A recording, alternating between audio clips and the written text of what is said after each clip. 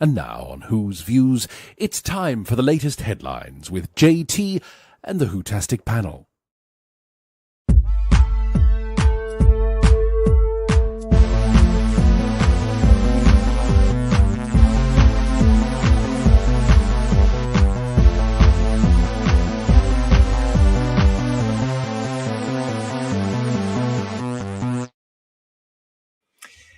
It's Wednesday, it's the 21st of May, it's 2025, it's Who's Views. This is your big show. Hello, everyone. It is indeed headlines. How are we all doing? It is good to see you. What a week we are having here. I hope if you're in the UK and you're enjoying all the sunshine we're getting at the moment. I've just been talking about that with Paul in the green room. I hope you're enjoying it all because we've got to make the most of these things while we've got them, haven't we all? Listen, just before we start, I want to say a huge thank you to Lex Kane for kicking the show off with a super chat. What's this, Lex? You're telling me here. A Labour council has been forced into a dramatic U-turn after it sought a court injunction to criminalise prayer singing hymns in public. Where was this one, Lex? I haven't heard about this one. Thank God it didn't happen. They would have got 2 years in prison. This is what I mean, isn't it, Who Views? About the world is going backwards rather than forwards. Really, seriously. What is Labour on right now? I just don't understand it. This is not the Labour I used to support, and they'll never get my vote again, I have to tell you all. But thanks for that, Lex. I'm going to look into that after the show, so thank you. I might have more to say about that on another show in another time, but goodness me, that is absolutely ridiculous, isn't it, everybody? Frightening times we're all in at the moment. Good to see you all, actually, everybody, because have you heard? Well, of course you've heard. The Rani is back in our beloved show, isn't she? Yeah, she came back in style, ish, twice apparently, in that thing called the Interstellar Song Contest, the one I didn't watch, as you will know if you saw our Sunday review show. Yeah, it's also gone on to be apparently the highest overnighted rated show this season. A lot of people crowing about that. Let's put that into context in this show, shall we? Because yes, Bedouia is with us with your ratings analysis. That's all going to be happening. And we're also going to be looking at some of the BBC social media that they've been putting out over the last couple of days for Wish World, which is the next episode, of course, in the series. Number 7. We're nearly there. Are you delighted about that, Paul? I'm delighted. It's a long time coming.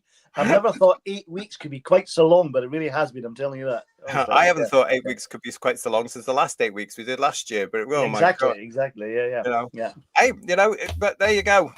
Stay with us here on the channel.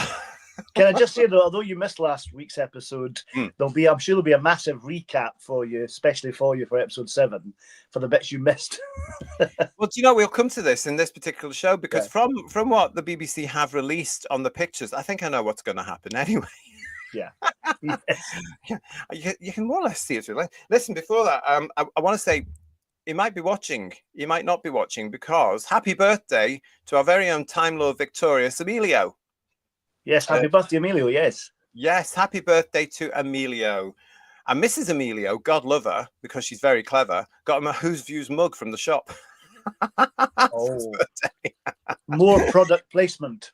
It's getting out there, Paul.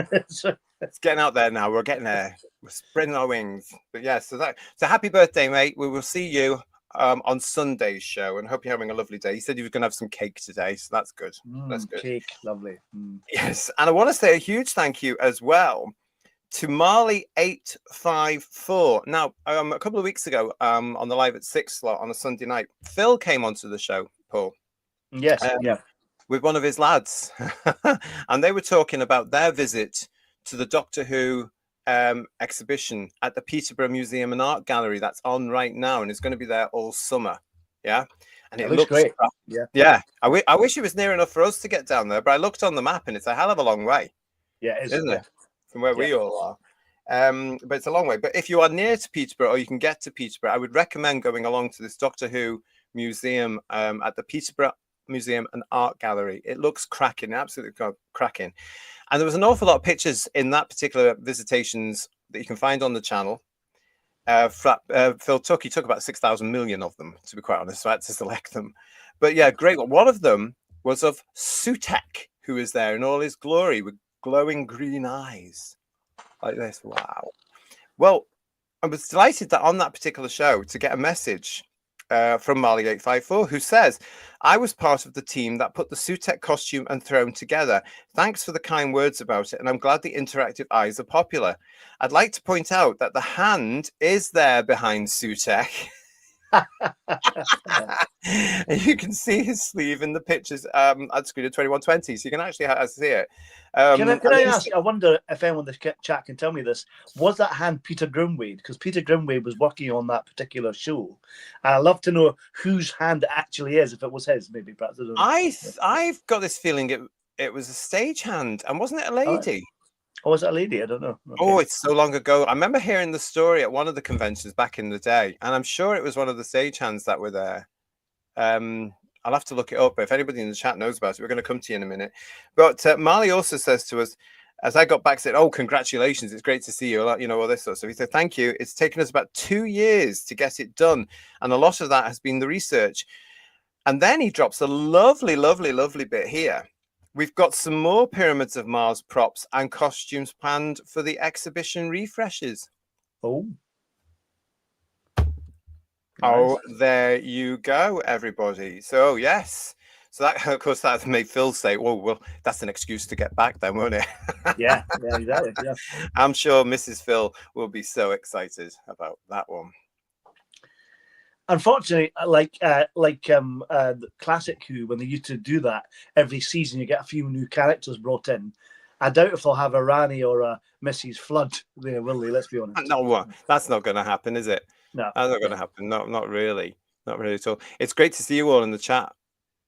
Hello to everybody. Good to see you. Cody W1 straight in there saying highest of the season, but it's still lower than Battlefield Part 1. Yes, you all love Battlefield out there, don't you? Will we, though, on the panel? Make sure you've subscribed. Make sure you check to see that you're still subscribed, because Battlefield is on its way as a review show for Gene. We're going to be looking at it a lot earlier than I anticipated, but we are going to be looking at Battlefield.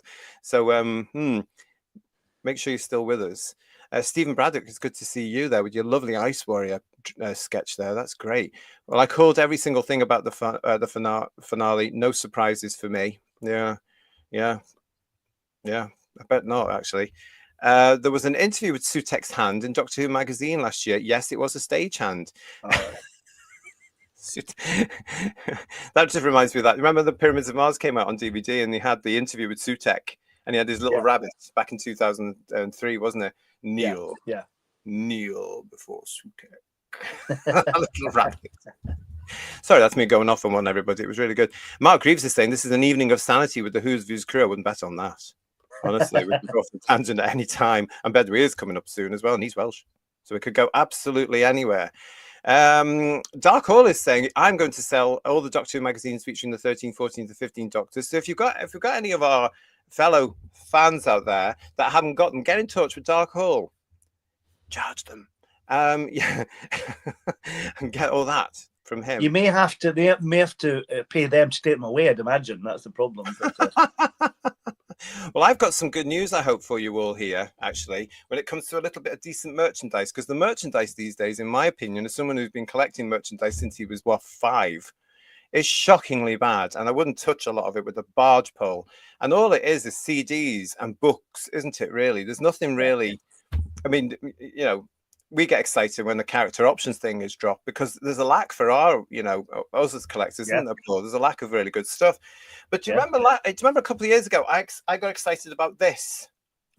Oh, yes. Remember this? I do, yeah. This is vinyl, everybody. This is the Tom Baker collection here. The Tom Baker record collection on vinyl. You can see that's a nice chunky thing here. Look at this. There's the back of it there. Do you remember this, Who viewers? This came out in 2023, didn't it, for the 60th anniversary? Yeah. Mm-hmm. I haven't opened it, of course. I haven't opened it, but you can get a CD equivalent now as well. But there you go. Now this had things that have been released before, basically: Genesis of the Daleks, the Pescatons, Exploration Earth, the Time Machine, Tom Baker in his own words, which was a selection of BBC Radio interviews, and for the first time or many years, Tom Baker reading State of Decay, which was a classic for a lot of us from the old Pitwick talking books from Woolies. Remember, Paul? When's the CD coming out? It's out.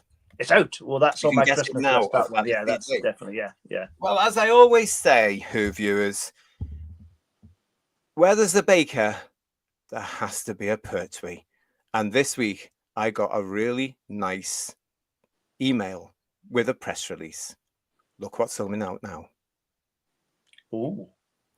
Yes, ladies and gentlemen, boys and girls, this is another one in the vinyl set.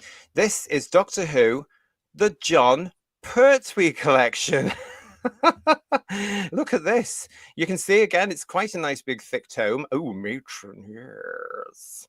And there's quite a lot on it. So, you know, it's a shame that Third Doctor Ian isn't with us because he would be loving this, I imagine, at the moment, but he's busy tonight. And Third Doctor Andrew, if you're in the chat, that could be for you. And of course, for Mrs. Pertwee's gal, you might be interested in this as well. But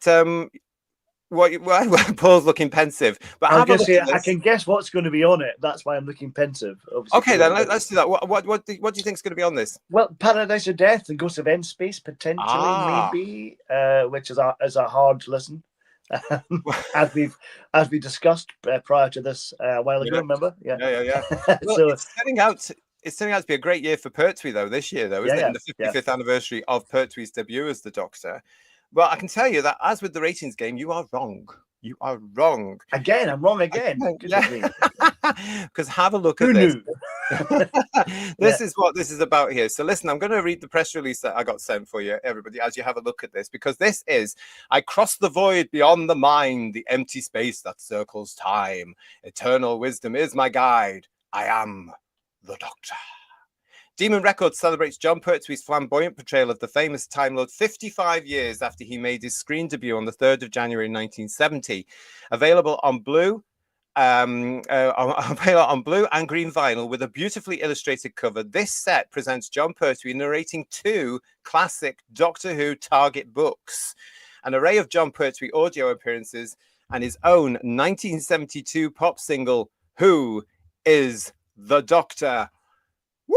Yay. You can't say no to that, Paul, can you? You can't say no. I'm not going to buy the vinyl. I'll wait for the CD, but definitely that's one to buy. Definitely. It's one to buy. Well, listen to this, everybody, because what you're getting on this is Doctor Who and the Curse of Peladon by Brian Hales, of course, an abridged TV novelization set on a medieval style world, as we know, and Doctor Who and the Planet of the Daleks by Terence Dicks, another abridged adaptation set, as we all know, on Spiridon. The extras features are also included on each disc, spanning the 1970s to the 1990s, and will include BBC radio interviews, a Goodwood Races sketch with Liz Sladen, a comedy featuring Mel Gidroy. Am I saying that right, Poi? I think is it Gidroy somewhere? Yeah, I think you're right. Yeah. Okay. And tribute. Yeah. Yes. Yeah. And tributes paid by family members and Doctor Who producers. This also includes a frameable photograph print of the Third Doctor, and it's similar, very similar to the one for Tom Baker. But as you can see, it's got the print there. These are the vinyls, everybody. There's the colours of them there. Really nice, yeah. Yeah. Are some of the radio extracts off of the BBC radio collection extracts, Doctor at the BBC CDs that came out? Remember some of them? Yes, I think they probably will be. Yeah. I think they probably will be. And of course, that's a lovely package, if you pardon the expression. Yeah. It is a lovely package, it really is. And the Curse of Peladon and the Planet of the Daleks, everybody, have been out before. I've actually got them on cassette, which, kids, if you're not sure about, you'll have to Google. Hope Kirsty's listening to that one. Yeah. You have to get it on Google if you're interested, everybody. But there you go. That's it there again. Let's just have a look in the chat as well to see what you're all thinking about. What do you all think about this? Do you like it? I mean, I'm quite excited about this, everybody, because it's a nice piece. It's a nice piece of memorabilia. Garbage is saying to us, cassette. I thought that was a myth. Cheeky. It's when they got tangled up. He had to get the pencil out and try and fix it. Remember that? That was Dougie Stewart is saying to us, my metallic teeth grind with you getting that, JD. I haven't got it yet. I promise you. Dark Hole saying, well, that's great. It's a nice piece of merchandise, isn't it? Lovely, really nice, yeah. Why is this about metallic teeth begin to grind? Isn't that from I Am the Doctor? When I Am the Doctor, yeah. Simon Mills is with us saying season 13 awesome. That's a banger of a season. Edward likes the blue version. We get the green and the blue both in that pack if you're getting the vinyl. You get it there. That's all in there for you. New Who Hater, he certainly is the Doctor. Well, isn't it great, New Who Hater? Because it's been a great year, as I say, for Pertwee. 55 years. We had the Blu-ray. You had your season 7 Blu-ray collection box set out. We did a lovely little series here on the channel, of course, where we celebrated 55 years of Spearhead from Space in season 7, which was really enjoyable. You've got him back on now on New and Eden. Fantastic, you know. And now we get this. Do you recall how long it took from the vinyl release to the CD release in terms of time? The difference, you know? Do you remember? Say that again. Sorry. When the Tom Baker one came out, and that was on vinyl, then they brought it out on CD. How long was the gap between the two? Well, the gap between that for the Tom Baker one was nearly a year. Right. Okay. It's not for this one because look what comes out on the same day. Oh, that's interesting. The CD version. Oh, that's a lovely booklet with it as well. That's very nice. Yep, you get that. So that's the CD version. Now, boys and girls, this will be available on July the 4th in both vinyl and CD versions. July the 4th. Okay. Oh. Now, a lot of you in the chat asking me, what's the damage, JT? Okay. Bearing in mind what you're going to be getting. You're going to get all those lovely, lovely vinyls there, okay? It is a limited edition as well, everybody, as far as I understand. So you're getting, for the vinyl, it's a recommended retail price of $64.99. And for the CD, an RRP of $34.99. Oh, right, well. July the 4th. So if you're interested in these, okay, cover is there for both of them. That's what you're getting in the vinyl. This is what you're getting in the CD. All available from July the 4th. You know where you've got to go for all your stockists. And if you're interested, I just thought it was a nice little bit of merchandise to share with you all. Yeah, definitely. Yeah. It's worth it for I'm the Doctor, Who's the Doctor song on that alone, I have to say. Yeah. I like this one from Domgo. Do you ever think we'll see a Gatwa vinyl? No. Somehow I don't, but I think that is funny. But yes, but there we are. So that's all there for you, okay? Just so you know. I wouldn't want you to have missed it. That's lovely. Yeah. Pete Harrington's saying, not too bad for all them goodies when it comes to the price. Bill Lowry saying better price than I expected. Yeah. Oh, and there she is, Mrs. Lisa Pertwee saying this looks amazing. There you go. And Pertwee's reading says our John of course was on Tales from the TARDIS as well, so it did get to a CD as well, did it? Yeah. I'm not sure. I wonder if that's still available, Paul. I don't remember it being on cassette, but I don't remember on CD. But maybe I've got it's on a little normal single thing. I've got that. I've got that on Planet of the Daleks. It was back in, I think it must have been just after the anniversary in '93. All right. I think one of those sort of things. But there you go. If you like it and if you're interested, you know where you can get it from. Go and get that and enjoy it when it comes out on July the 4th. And that's just a bit of merchandise to start with, a little bit of happy to start with there as we go and talk now about the new stuff. Oh, you've still gone and spoiled it now, haven't you? Yeah. I know, we're going to spoil it. I tell you what, who's not going to spoil it though. Yes, he's here. It's time for Bedweir's Ratings Breakdown.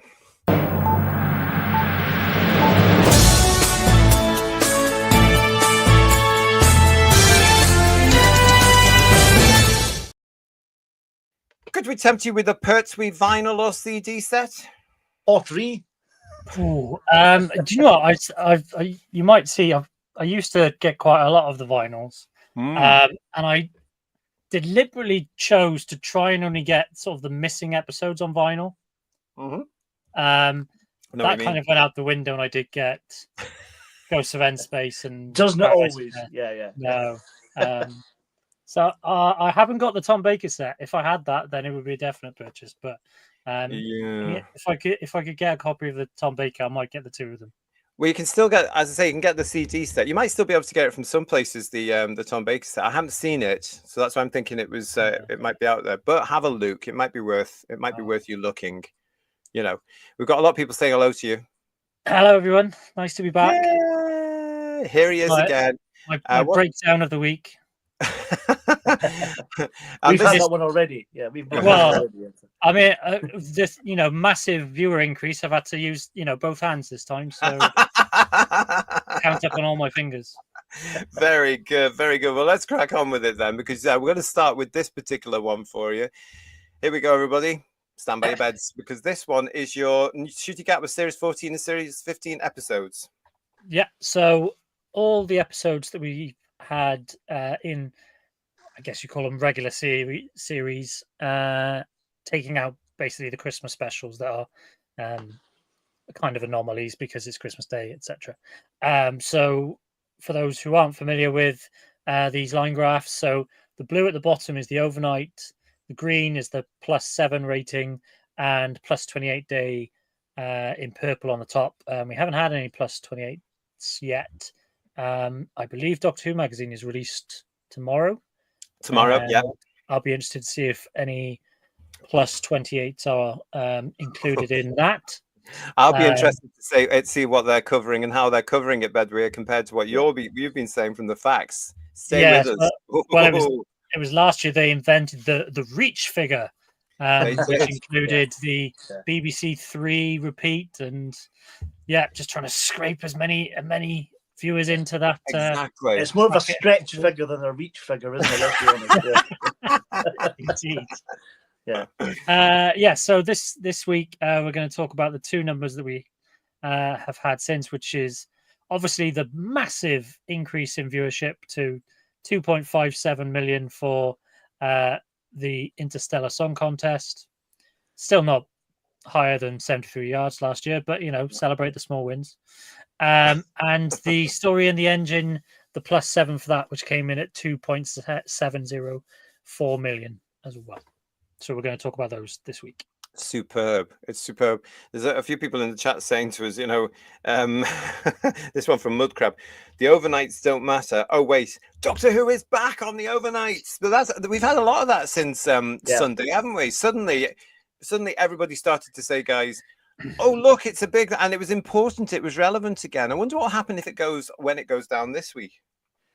But so I was going to ask you, with that higher figure, potentially the catch-up figure might be lower than it's been, mightn't it? Potentially, yeah. I have a feeling we're going to get onto how when we talk about the Story in the Engine, the increases we're getting from overnight to +7s, which we've pointed out a few times in the last couple of weeks, and we're going to look at it again in a bit more detail. But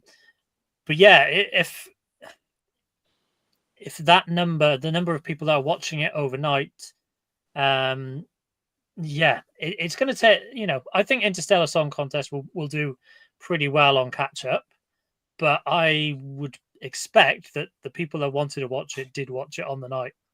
Yeah. Oh, I totally agree. And I would think the people that are going back to watch it are the diehard fans, because they get excited by the reveal of Archie as the Rani at the end of it, because from our review, our review on Sunday, the guys Bedouin were saying it wasn't all that. It was another weak episode, and it got very low marks. Yeah. Anyway, but we'll soon know next week, won't we? You ready for your next slide? Let's do it. So this is where the Interstellar Song Contest fits into our overnight rankings. So the lowest overnight ever is still Lucky Day at 1.51. And Interstellar Song Contest fits in at 14th. So, pretty good for this series. Let's not beat about the bush. It's a pretty good number for Series 15. But it's around about where we were for Space Babies. As I mentioned earlier, it's lower than 73 yards. So it'll be great if it can maintain that number. I have a feeling it's going to be an anomaly because of the FA Cup final, television's being left on, people continuing to watch after the FA Cup final, which was the biggest thing on Saturday night.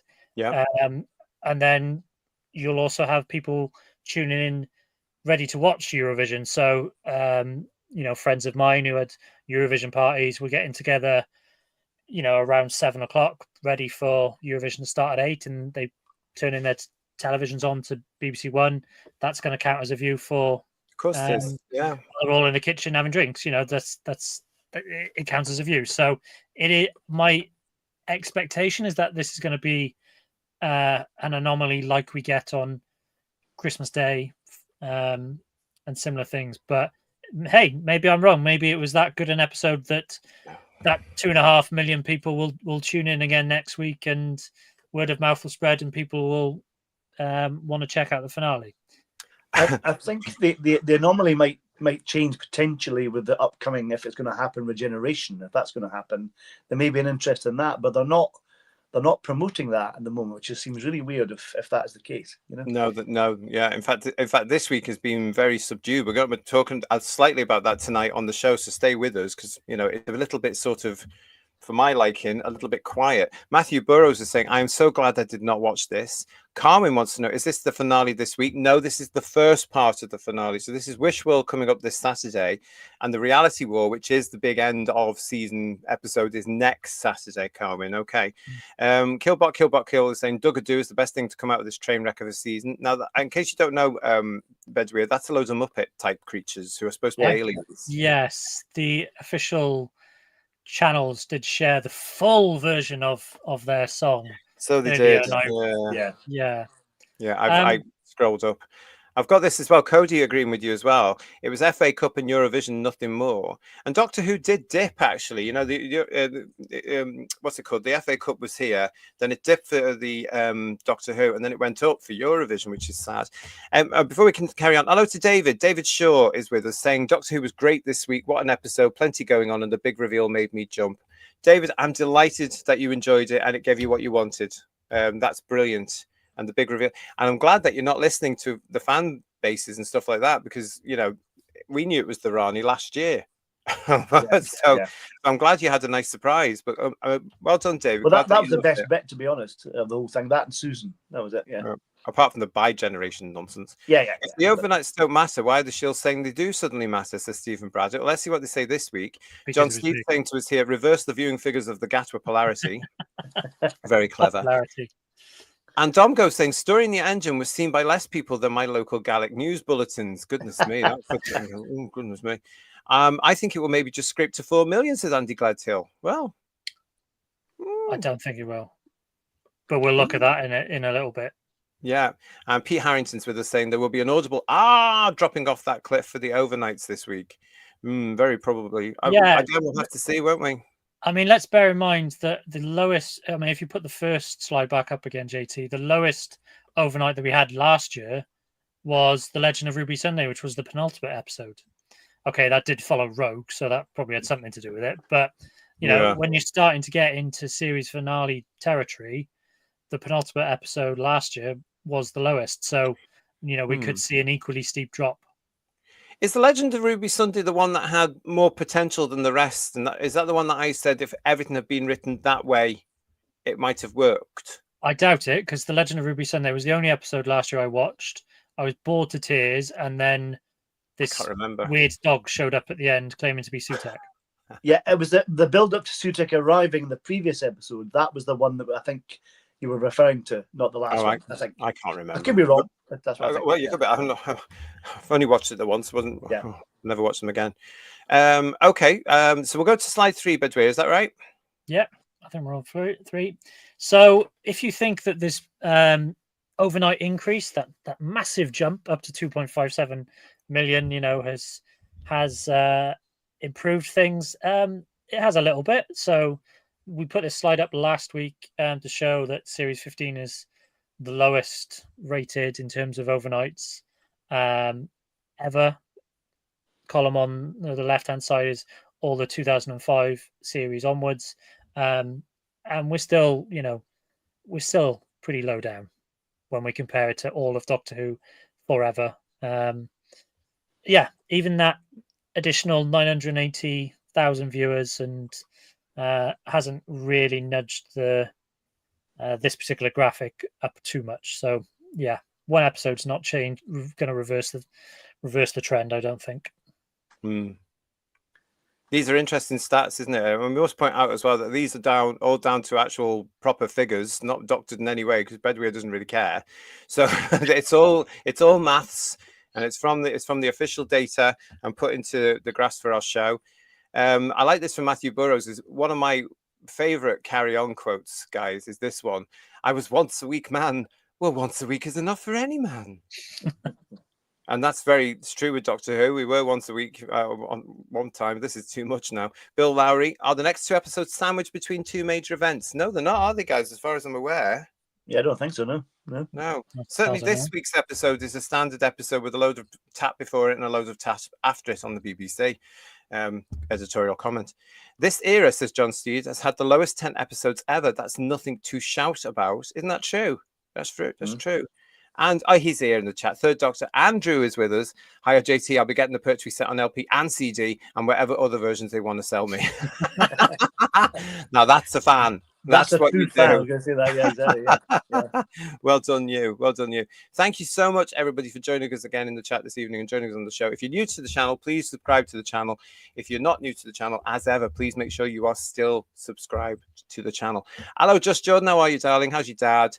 I think that's probably a sign of how dire this episode was. That song was the best thing they felt they could share on. If you've watched it, well, good luck to you, because I couldn't be bothered with it. I went and watched Manamana instead. Yeah. I'm sure that's where they were inspired. You know, Jodie was saying that on Sunday. Yeah, they've definitely plagiarized. I mean, stolen it. Yeah. Yeah. Or Robbie Round. Homage. Got a question for homage. Everything's a homage, isn't it? And these versions, Doctor. Got a question for you, Bedweer, from Rose. Hello, Rose. How are you, darling? Hey, can you clarify 7+ TV only should mean every TV? So why isn't pubs and clubs that show it included? And what do you think is going to happen on the 31st? Will it be +5? Will it be +5? They'll do plus anything. 5 people. So TVs in pubs, etc., would be counted towards +7. Yeah. There are basically 2 separate figures. So there's a +7, which is TV only, or there's the +7 consolidated, which is the 4-screen that they invented to take into account people watching on phones, tablets, laptops, etc. So we tend to use the +7 4-screen because that's the way the modern world is. But you can find a +7 TV only figure. And I do have sort of, a chart position for this. What was it? The lucky day was like 6th in the TV only chart, which is exactly the same as George of the World was. So, yeah. No increase. If it's on a TV, then it will be in the TV only +7. So if that's in a pub or whatever, it should be counted because it's coming through, a digital signal or satellite signal or whatever, onto the television.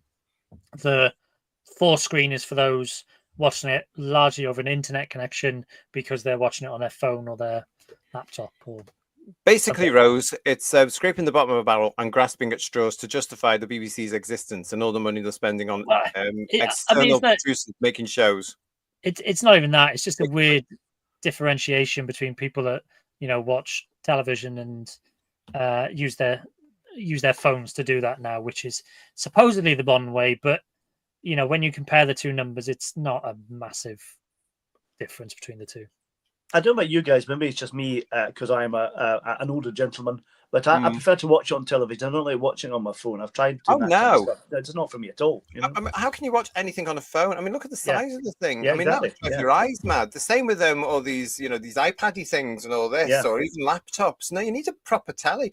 And yet it's interesting because apparently I was reading just the other day there. I should have got the information that television sales have gone up slightly here in the UK, and they're big ones. Yeah. 60+. So what are people watching? It begs the question, doesn't it? If all the ratings aren't coming, what are they watching? Are they all watching their own Blu-rays? Maybe. I mean, so for context, just to develop that answer a little bit further. So for the story in the engine, the plus 7 4-screen that we're talking about of 2.704 million is, you know, 240,000 up from the TV only. So the TV only figure was 2.46 million compared to 2.7. So it's a decent chunk when you're talking about small numbers like we are. But you know, there's no real reason for them to differentiate the two, basically. But they like to do it for some reason, whether that's to, as you say, justify television sales or what, I don't know. Yeah. PTA, good to see you, and thank you very much for your super chat saying The Well doesn't deserve poor ratings, because I loved it. It was certainly one of the most Doctor Who-y, I think, of this particular run, even though it had Shooty Gatwa in it. And what's the girl's name? Do you know that girl has made no impact on me at all? That new companion, Belinda.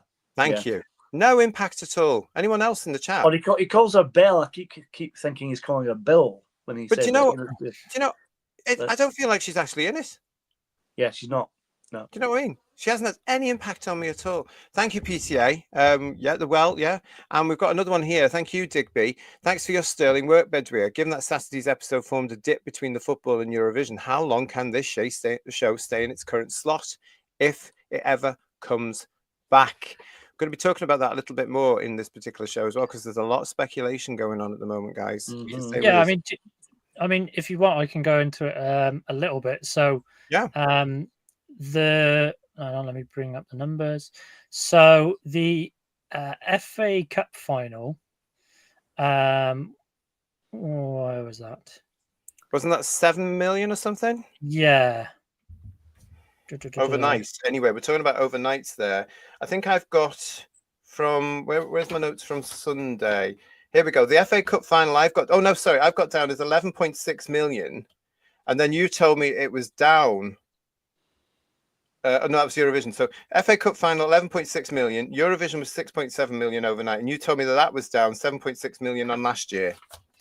Yeah. So, yeah, that's right. So we had 11 million watching the football.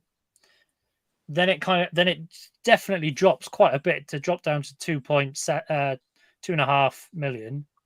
And then it peaks back up again for Eurovision, which was, I mean, Eurovision is kind of a tricky one because you have, what is it, like a 3-hour show. So its peak is going to be, I think its peak was about 7.5 million. So yeah, because it's such a long show, you have people tuning in, tuning out, probably after the UK entry went. And yeah, so that's a difficult one. And it's kind of the same with the football, because that will have peaked, close to full time and stuff like that. So Doctor Who's was only 45, 50 minutes.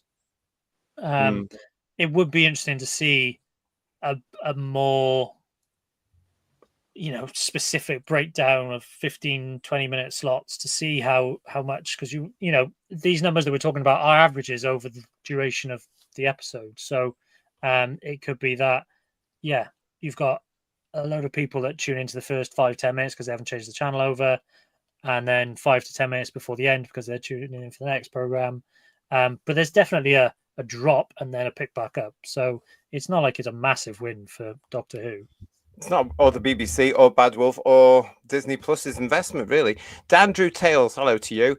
Hello, folks. I think the finale will have the fans in the Lux episode come in at the last 10 minutes to save the Doctor from the unholy trinity. Oh, God.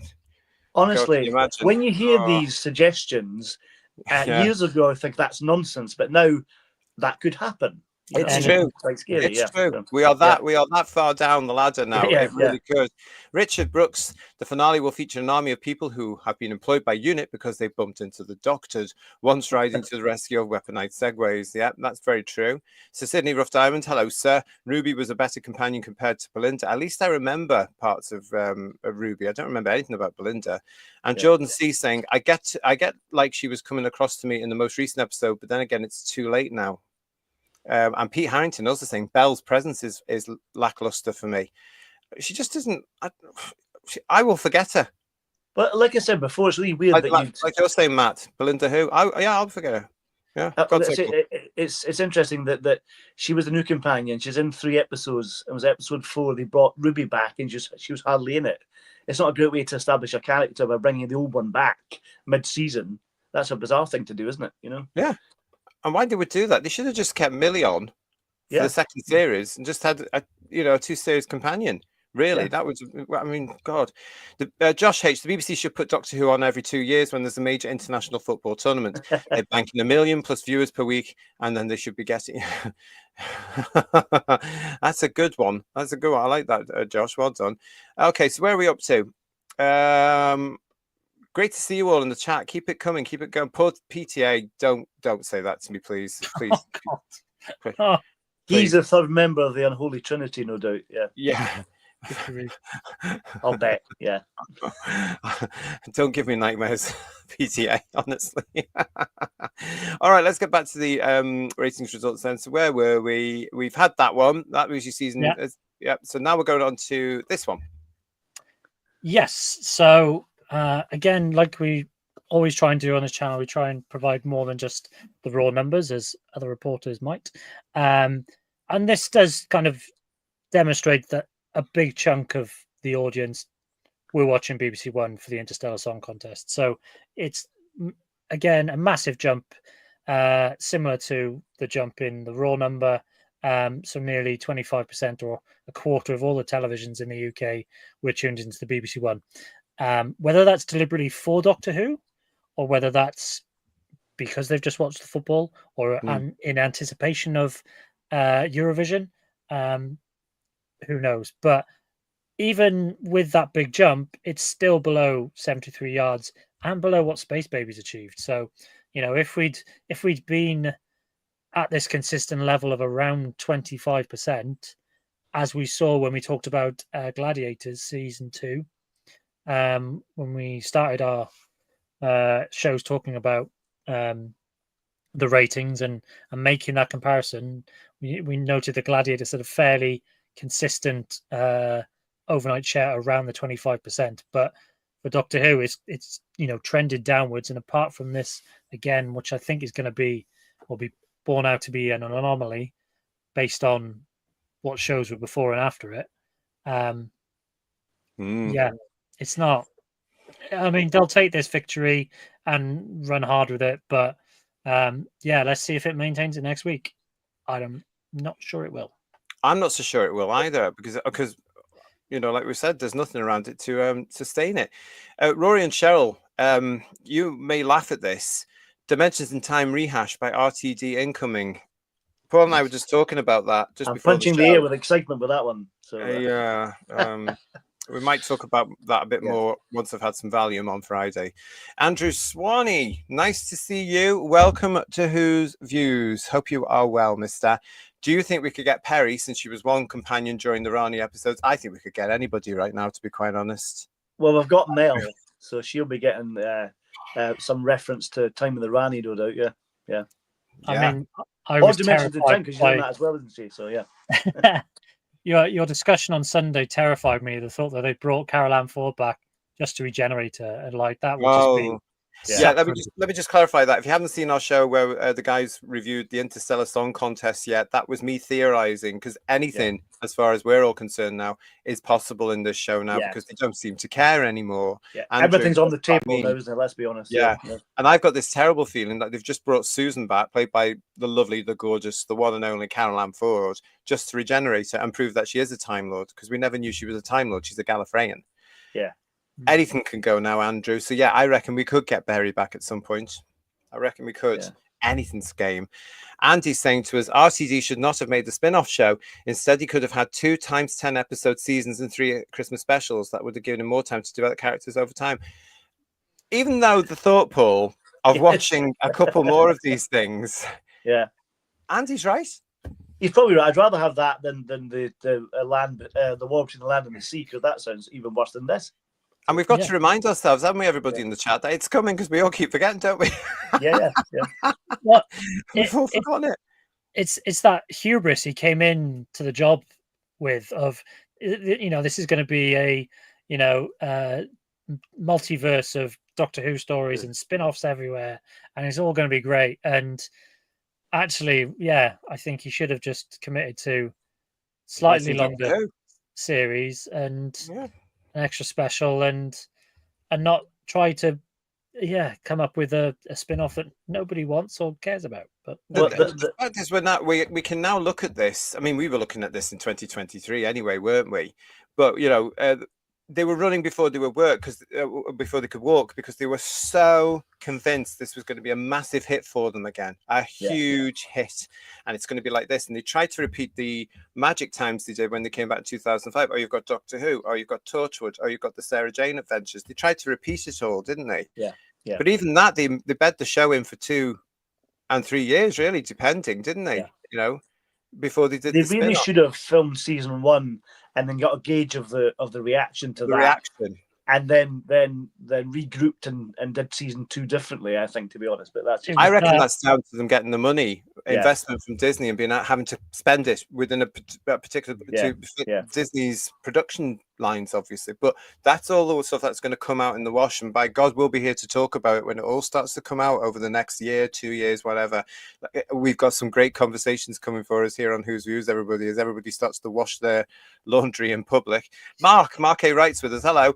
In any season, the ratings for this episode would be catastrophic.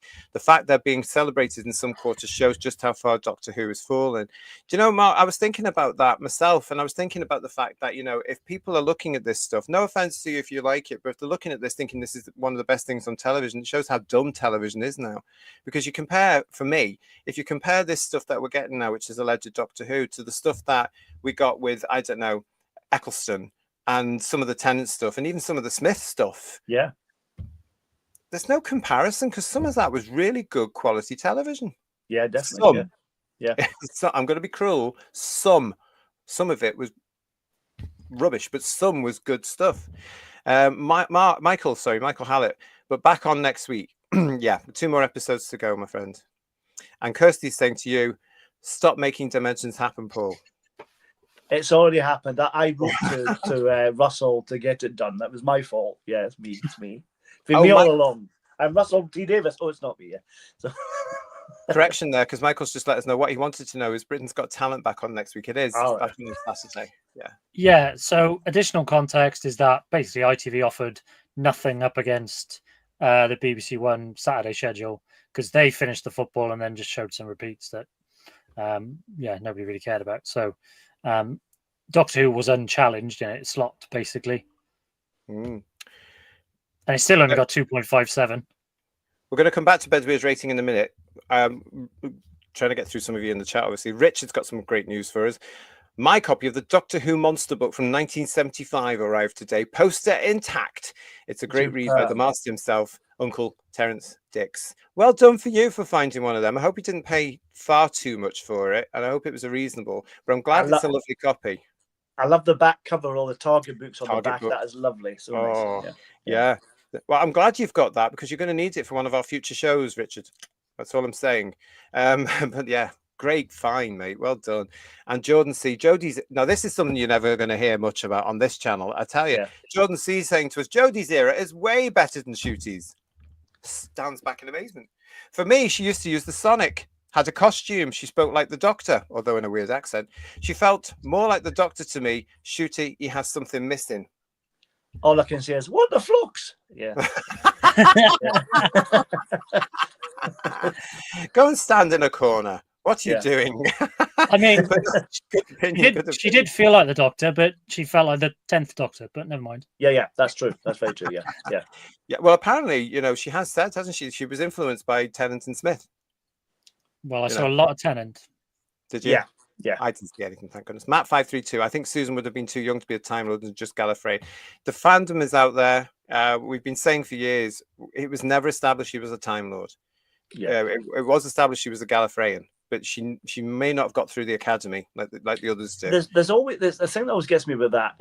Especially, I don't want to know about it, but in terms of them leaving Gallifrey, there's always a suggestion they left for some reason, but we don't know about in terms of what happened, why they left. We don't know. Could be some catastrophe. Could be something happened to Susan, the doctor, whatever.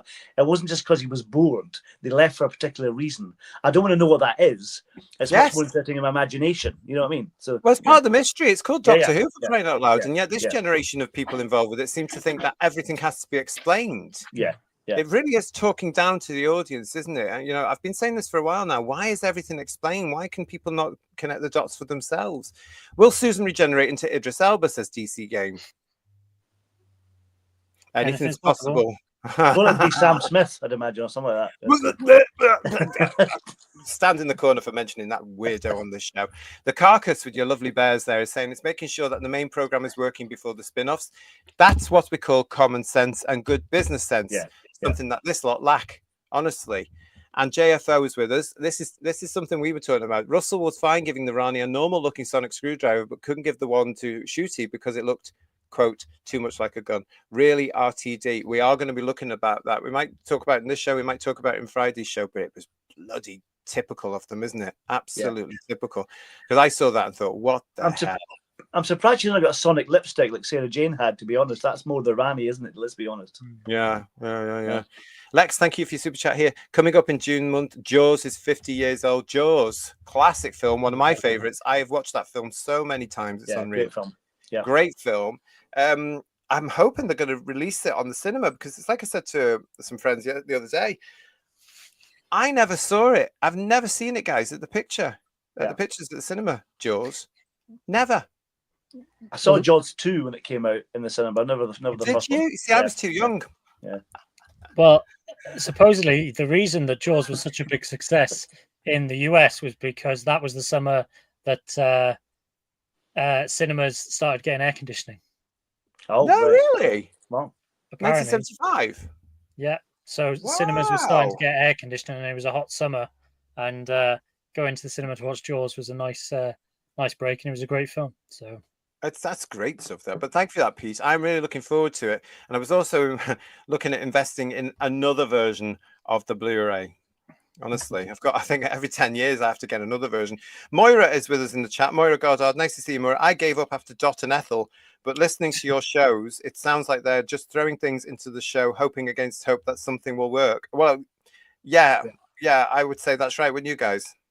Oh, definitely. Yeah, see if it throw it at the wall, see if it sticks. That's going to help, isn't it? Yeah. And Thor Behind is also with us. When you mess with canon, a tightly woven story becomes a tangled mess. It will confuse fans, undermine stories, and removes any sense of jeopardy because suddenly anything can happen or be rewritten. Now, you've been saying something similar, Paul, haven't you, when it comes to the regeneration? It's no longer about death because he can throw the flames out anytime he wants. Like, I've been watching about Pertwee. I watched Planet Spiders, some of today. The last episode, it was absolutely lovely, and the performance of John Pertwee is amazing. And it's a death; he actually dies, and then Choji brings him back to life. It's lovely, so nice, but it's such a moving moment. Whereas if you make it too jolly, it loses all impact. But having said that, I had a commitment to Pertwee because he did a long stint of it, and he was the Doctor. Whereas Shooty, there's no connection to him. So even if he does regenerate normally, I don't care. You know. No, so, neither do I. I'm really not interested. Not interested at all. Good grief, says Richard Brooks. Does every Time Lord have a sonic screwdriver? It seems like it now, but I bet character options are happy, and I bet you everybody that's going to be one of the 5 character options releases, the exclusives. The Rani sonic screwdriver coming in about 3 or 4 weeks' time. I bet you. Stay with us on the channel because I've got a feeling we're going to be putting the show together. Matt532 saying, I love Jaws. They have a viewing at a nearby outdoor pool where the audience bob about on inflatables. You'd never get me there, I tell you. Not a chance. No. No. I'm a massive fan of Jaws, and it was a few years ago that they uncovered a still of the shark coming out, and it was sort of an outtake from the Alex death. And it is absolutely terrifying. Yeah. It's just a still. And I think there is some really grainy footage of it, but that would have been just shocking. Because it's the dummy, isn't it? They've got the dummy on the what do you call it? The floaty thing. On the inflatable, yeah. No, the brilliant thing about it, we're going off on a tangent now, everybody. We're about to do a show about Jaws. He warned you this might happen. Yeah. But yeah, I love that. I love the way they actually do it, where you just see the turn, because that's actually quite scary, isn't it? Really, when you look at it. But that thing that, oh no. Anyway. Oh, and Pippin's still alive. Okay. I've got the feeling we're going to have to do a Jaws celebratory 50th anniversary show on the channel. What do you think, everybody? If you are a fan of Jaws, I saw a bit on Tinternet. That's Yorkshire Internet, by the way.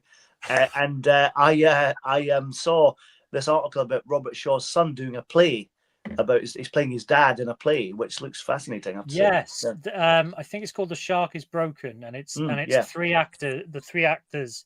And it's basically, I think I've not seen it, but largely just them on the boat filming the USS Indianapolis scene. Yeah. It looks good. Yeah, which I would love to see it, but it wasn't. I don't think it ever came to Cardiff, so we might have to do this. We might have to celebrate 50 years of Jaws, because we all seem to love it, and a lot of the guys in the chat seem to like it as well. So Kirsty's just put in the chat she's not seen it, so we have to do it now. Oh, we'll have to do it. What do you think, everybody? Do you think we should do that? Celebrate 50 years? I'm on ITV2 tonight. What was that? Oh, God. Anyway, JT, I saw Jaws, and I believe it was the GFT, the Glasgow Film Theatre. It was amazing. Oh, you see, Kev? Yeah. That would be brilliant. If it was on again, I'd come up and see it. Or if it was in Malta, I want to see it on the big screen as part of the 50th. Let's hope they re-release it in its glorious 4K, whatever they're going to do with it. And Restart Point, good to see you. I've heard one reason why shows in general have so much repetitive exposition is that they know that lots of viewers are only half watching along with looking at their phones, etc. Oh, well, that's sad, isn't it? And it also would tell me, Restart, is that they're not capturing the audience then. Well, I think they're doing it right then, because I did the exact same thing watching Story in the Engine particularly, and I drifted off as I look at my phone, so it's working. That's good. Oh, let's get back to the ratings, everybody. Where are we up to? Where are we up to? I've lost it. I think we did Overnight Share. Have we done this one? No, so that's the next one. So, so our pre-transmission numbers. So this is factored into the +7 ratings. So we're up to the Story in the Engine now for series 15. So from the Robot Revolution, we had an increase up until the Well, but now we're seeing it's come back down again. So unlike series 14, which sort of started to drop and then picked back up for the finale, we've now started dropping back down as we approach the finale. So I think it's going to be really interesting what the pre-transmission for the Interstellar Song Contest is going to be. I do wonder whether this will factor into the increase to +7. Because I think if you were, a Doctor Who fan who also likes Eurovision, and let's be honest, the whole episode was geared to Doctor Who fans who likes Eurovision, I imagine you were probably going to watch the two back to back. Although I know there were obviously warnings for spoilers and to watch it early, so I'm really interested to see where this line goes from the Story in the Engine. Based on whether people did watch in increased numbers to avoid spoilers, or whether they watched in fewer numbers because they wanted to watch it alongside Eurovision. So, I think that if we see another sort of big increase like we have with the overnight share and the overnight number, it'll be interesting. But yeah, something really to sort of signpost for us to keep an eye out for next week, when hopefully we get that number. That's going to be that's going to be very interesting, isn't it? I'm looking forward to seeing what the result of that is. We've got Andrew back with us saying, I've heard a rumor that Missy might show up and they'll explain that she bi-generated into the Sasha Master. I hope not. Bi-generation should not be overused. In my opinion, Andrew, it should never have been bloody well introduced. It's nonsense, isn't it? When you think about it, it's just rubbish. What a load of and it was a plan to try and bring back all the previous Doctors, which he could, because they look a different way, apparently, so I've read, because they're looking older. It's what nonsense. It doesn't matter whether they look older or not. The fact they come back is good enough. That no one questions that at all. You just go with it, don't you? Yeah. For all of us as fans, we don't care, do we? If they come back, they come back. But there we You go. can see it. You see beyond it. You know, when we You had that time crash, children in need bit with Davison and Tennant. Yeah, we didn't focus on the fact that Peter Davison looked slightly different from what he did in season 20. Yeah. It was the fact that we had Davison and Tennant on the TARDIS. That's what we enjoyed. So, and more recently they did it in, you guys were telling me, in Jodie's last one, where they had Davison, Baker, Colin, and McCoy and McGann. Yeah. I don't know what And it to was talk fine. about. Yeah, it's fine. Right, so where are we up to? We've just had that one, haven't we? So this means we're going on to this one, Bedweer. Yes, so we're now going to look at the story in the engine and the +7 rating. So it came in at 2.704 million, so down about 98,000 viewers from Lucky Day. So yeah, sorry, it makes it the lowest +7 day rating since 2005. Wow. Sorry, it's just counting. Look at that, everybody. There's the facts there. Look at that. Wow. So Wow. whilst we're celebrating the Interstellar Song Contest, getting a massive number, at the same time, we've got to remember that the story in the engine, previous episode, got the lowest 7-day rating. Now, it's a good excuse, this Interstellar Song Contest, isn't it? Because everybody has forgotten about the story in the engine and how bad it was received. But let's just put that slide up again, because there it is there, And again, it's going to be very interesting to see what happens this week. As we're speculating here tonight on headlines, we think it's going to go down again. Yes, hopefully. Yes. Well, we shall see. exactly. If it can maintain 2.5 million, then great. I would be surprised, but we shall see. I'd be surprised as well, to be quite honest. But it's still not a great number, though, is it? That's the thing. No, regardless of what people say up and down, whatever, or whether or not 1 week it matters about overnight, some weeks it doesn't. It's still not a really high figure at all, is it? Let's be honest. No, I mean, they're popping champagne corks in some other channels. That it got over 2.5 million on overnights. It's still the 14th lowest overnight ever. Yeah. But for some reason, people are celebrating that. It's mad. I don't know. What do you mean other channels? What are you talking about? We've got Saint 194 saying to us here, no football or Eurovision to inflate the numbers this week. Paul Schlefter is saying to us, I used to be so excited for series finales way back in the day, along with millions of us. How times have sadly changed. Yeah, and we just don't care anymore, do we? We just don't care. Just Jordan saying to us, it's just maths. Absolutely. John Steed, what are you saying to us? The two Ranis and the Phantom Raspberry Blower. Yeah, I like that. If only. Yeah, that was entertaining. Wrestling reviewer Daniel. Oh God, what bloody guff will they do to canon in the final R.I.P. Doctor Who? By generation, there's a load of just axed. It's getting more and more stupid. Yeah, it seems to. I think the trouble is with the finales, since it came back in 2005, they've tried to top themselves every season, and there's nowhere to go. That's the thing, isn't it? Anymore, No. That's the problem. Well, yeah, because they've got themselves into so many convoluted messes, and no one is going to be looking at.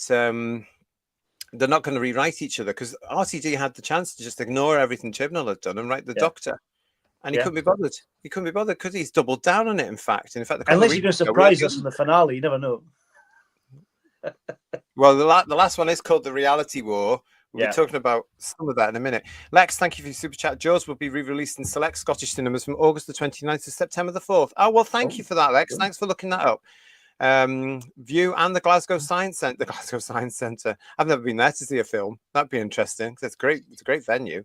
But thanks for that, Lex. I'm going to look it up. So I appreciate that. Thank you for taking the time to do that. And Derek Hart is saying, if they do bring back any of the past Doctors and any former companions in the last 2 episodes, sad to say, but this could be our last time seeing on Doctor Who, which I hate to say it. I know what you're saying, but don't forget, we have got the lovely, the one and only Carol Ann Ford in the next couple of episodes as well. She's there. Although, strangely, she's not in the cast list, and neither is Archie. So they were obviously trying to keep that hidden. Yeah. It would be nice to see it go out on a high, but I doubt it. Yeah. We've got this one now, Bedweer. Yep. So this is for our Battlefield fans out there. So again, people making the comparison that you can't you can't compare the classic series with the modern show because people watch television differently, blah, blah, blah. Nonsense. But even if you factor in the overnights for the classic series with the +7s for the modern series, the story and the engine is still the lowest thing watched. And Battlefield's now moved to 4th. It's going up, everybody. Battlefield is moving up the charts. And the War Games has gone up as well, hasn't it? Yeah, the War Games might slip out of the top 10 now. Yeah, it's good, lovely, yeah. It would have been nice to see Battlefield and the War Games coming out of the top 10 completely. I don't think it's going to happen. War Games might just manage it. We've got 2 episodes to go. Yeah. But stranger things have happened. But it looks like Battlefield is going to stay there, doesn't it, really? Yeah. Depends if we count the spin-off. Oh, well, see, you've had to remind me again. And we will be. Let's face it, we will be. We've got plans for when this spin-off is on the way, everybody. Stay with us. Make sure you're subscribed. Apparently, there is a trailer coming up after the reality war. Can't wait. Yay. Yeah. Yay. All right, then one of my favorite slides now is this one.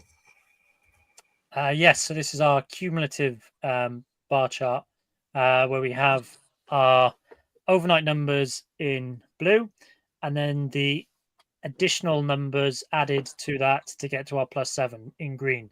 So this is something we've highlighted the last couple of weeks because that green block it's got smaller and smaller, but obviously we can see that the Interstellar Song Contest, the overnight, is a significant chunk when compared to the rest, and it, depending on how big the green chunk that we had on top is going to be, the likelihood is probably going to be the most watched thing this series. Whether it'll top some of last year's numbers, we'll have to wait and see. But this is where we are. But last week I speculated about how about 1.5 to 1.6 million is about the consistent number for Doctor Who on overnights. That's been thrown out the water because of the Interstellar Song Contest a little bit, but we'll see if with Wishworld where we're coming back down to, or whether we're maintaining, an over 2 million overnight. I'd be interested. I personally think it's going to go down Who views, and I'll be very interested to see what the reaction to that is from everybody that has been popping champagne corks, as Bedweer said here. Hello, Cara. How are you? She says she's indulging in old John Pertwee and Tom Baker episodes. Well, good for you. Why shouldn't you? Proper Doctor Who. Duncan's going slightly mad here. Duncan the Funky Evans is saying we need another season just to help out Battlefield. Are you mad? Have you done another 5 episodes? Well, yeah, 5 would do it, and that could be this Sea Devil thing we're getting. Duncan, don't go mad. Bless him. Call a doctor, somebody. Yeah, but God, can you imagine? I don't want to do it anymore. What else we got? Thank you very much, everybody, for joining us. It's great to see you. Our job. Wow, I'm surprised at the War Games being in that list. It's one of the best series. Yeah, it wasn't being watched by a lot of people, and that's why it nearly went off the air. Yeah, it's a shame. But and episode 8 is where it really starts to sort of kick on and get into the meat and potatoes of that story, doesn't it? So parallels of Doctor Who, though, John, are always there, aren't they? So you've got that from 69, you've got 89, and now we've got this.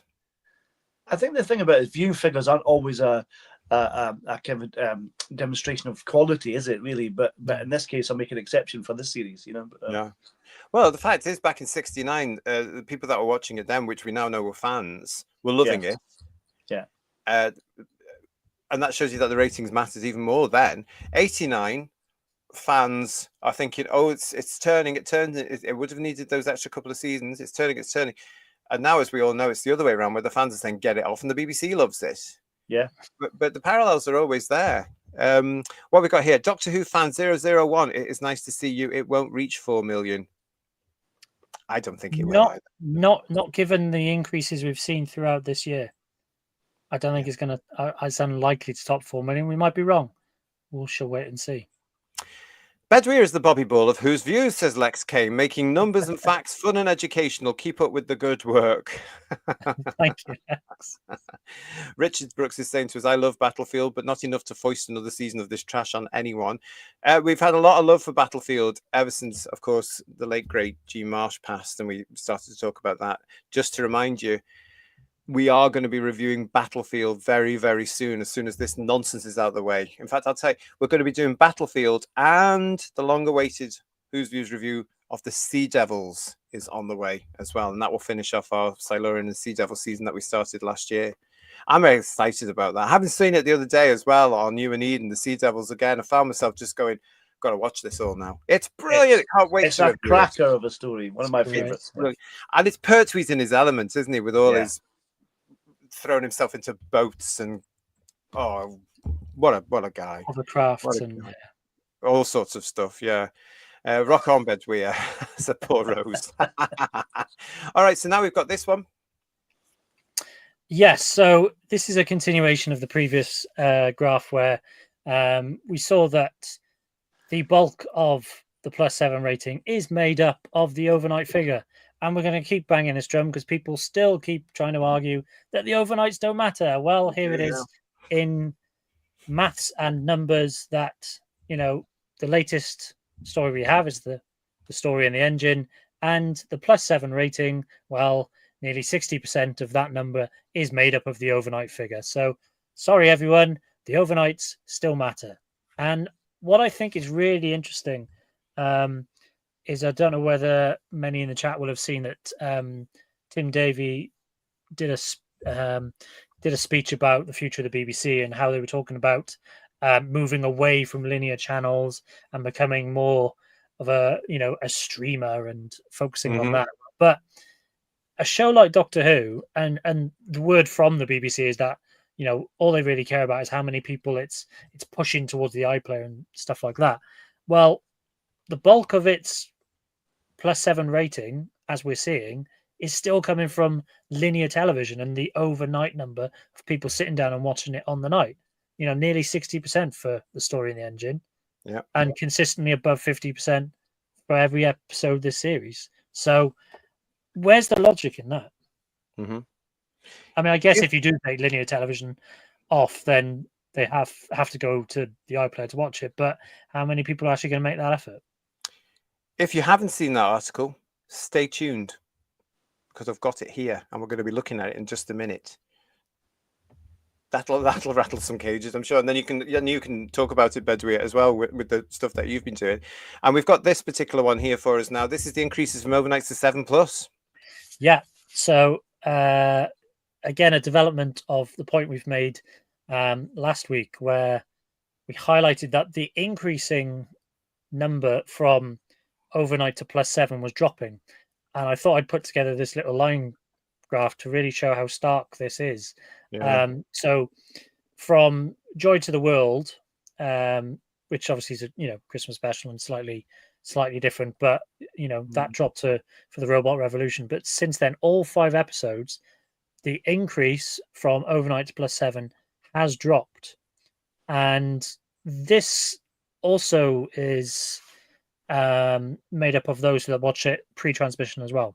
So don't forget the pre-transmission number is factored into this number as well. So although the pre-transmission number we showed on an earlier one was down slightly, the overall increase is trending downwards as well. So when it comes to the Interstellar Song Contest, if that gets what continues this trend and gets about 1 million, it's not going to get above a 4 million +7. So even with a strong overnight, it's going to need a 1.5 million increase akin to the Robot Revolution to get above 4 million. And I think that's quite a stark plotting of that line is so if it's not engaging enough to get people to tune in, it's certainly not engaging enough to get people to watch it either before it's transmitted or if they've missed it. Not enough people are, or fewer and fewer people are actually checking it out over the course of 7 days. There's something else that we've forgotten as well. Rose Kirby has reminded us it's a bank holiday weekend this weekend. I don't know if you get that in Wales, England, but we don't in Scotland. So it's an English bank holiday. Did you get it in Wales? England and Wales, yeah. England right, and Wales. Okay. Well, Rose, thank you for that. It's a bank holiday weekend. And then she says, I'm not sure if I can be able to watch this Saturday because I'm doing Saturday night Mission Impossible, the Final Reckoning. Well, that's good for you. I'm a huge Mission Impossible fan as well. I can't wait to see it. Can't wait to see that one. I'll be going to see it very, very soon. But Rose, have a great time. I'm going to watch European Champions Cup rugby in Cardiff. So, ooh, although I was going to watch the episode anyway. But still. Well, that's your ratings update. Thank you for that again, Bedouin. Really interesting stuff. Only 2 more episodes of this series to go. So we'll see what happens. The bank holiday, that could affect it as well, couldn't it? Because it did last time. We all know what goes on here when there's a bank holiday. Moriarty's and subject to British weather as well, obviously. Yeah. Well, apparently, Moriarty's telling us that we have it too up in Scotland as well. So there we go. It's a British bank holiday then. I didn't know that. I don't get it. I don't get it. Just make a note of that. Speak to the boss tomorrow. What the hell's going on there? Right. Okay. But yeah, we'll see what that's about. Now, Bedouin, you mentioned something to do with the BBC there, and this is a great opportunity to bring this in because this particular one, well, it's tying in with it. The MPs call for a streaming levy to help the UK TV industry. We'll get into this one. A share of the revenue streaming services make from subscription fees should be paid into a fund to support British high-end TV production, an influential group of MPs has said. In a new report, the Culture, Media and Sport Committee urged the government to improve support measures for producers while safeguarding the creation of distinctly British content. It follows an inquiry into the UK TV and film industry, which examined the effects of the rise of streaming platforms like Netflix, Amazon and Apple TV. The report noted how vital dramas such as Adolescence are to the country's identity, national conversations and talent pipeline, which they say is now under threat. It is time for streamers to put their money where their mouth is, the report read, suggesting that streaming companies should pay 5% of their UK subscriber revenue into a cultural fund to help finance drama with a specific interest to British audiences. Chair of the CMS committee, MP Dame Caroline Dinenage, noted how recent big box office blockbusters made in Britain have showcased the UK's world-class film and high-end television industry like never before. But the boom in inward investment of recent years now risks crowding out our many talented independent British producers, she said. She added, while streamers like Netflix and Amazon have proved a valuable addition for the industry and economy, unless the government urgently intervenes to rebalance the playing field for every adolescent adding to the national conversation, there will be countless distinctly British stories that never make it to our screens. When this was actually published, it said Adolescence, created by Jack Thorne and Stephen Graham, became the 4th most popular English language series in Netflix history with 114 million views. 114 million views. Now, this is why it got the attention of the BBC, of course. A Netflix spokeswoman said the UK is Netflix's biggest production hub outside of North America, and we want it to stay that way. But in an increasingly competitive global market, it's a key to create a business environment that incentivizes rather than penalizes investment, risk-taking, and success. Levies diminish competitiveness and penalize audiences who ultimately bear the increased costs. But in an increasingly competitive global market, it's key to create a business environment that incentivizes rather than penalize investment, risk-taking, success. Okay. It goes on to say about this as well. COBA Executive Director Adam Min said, especially in this economic climate, a levy risks impacting existing content budgets for UK shows, jobs and growth, along with raising costs for businesses. Ironically, it could actually damage public service broadcaster dramas by reducing the co-production budgets at streamers. He added pressure on domestic productions stem from the real terms decline in the TV licence fee. A BBC spokesman said the corporation continues to invest in British content, but face significant financial challenges due to pressure on the licence fee and rising industry costs. It is therefore integral that the BBC and the wider UK creative industries have the support in place to drive growth in the creative economy and support homegrown content and storytelling. It said the report that was released on Thursday, this was a few weeks ago, noted how last year there was a 27% decrease in the number of domestic high-end TV productions made in the UK and a 25% fall in spend. The calls for greater help came after Wolf Hall director Peter Kosminski told BBC News that the industry was in crisis and that public service broadcasters, including the BBC and ITV, could no longer afford to make high-end British drama. The arrival of the streamers into the UK market drove up the price of everything, Kosminski told BBC Radio 4's Today programme, to the point where the public service broadcasters couldn't afford to make their programmes anymore. So we need a new pot of money.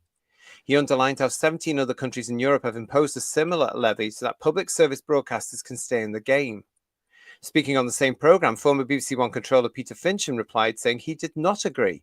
I think this sounds to me a little bit like a tariff, to use a more fashionable word, and indeed a form of protectionism.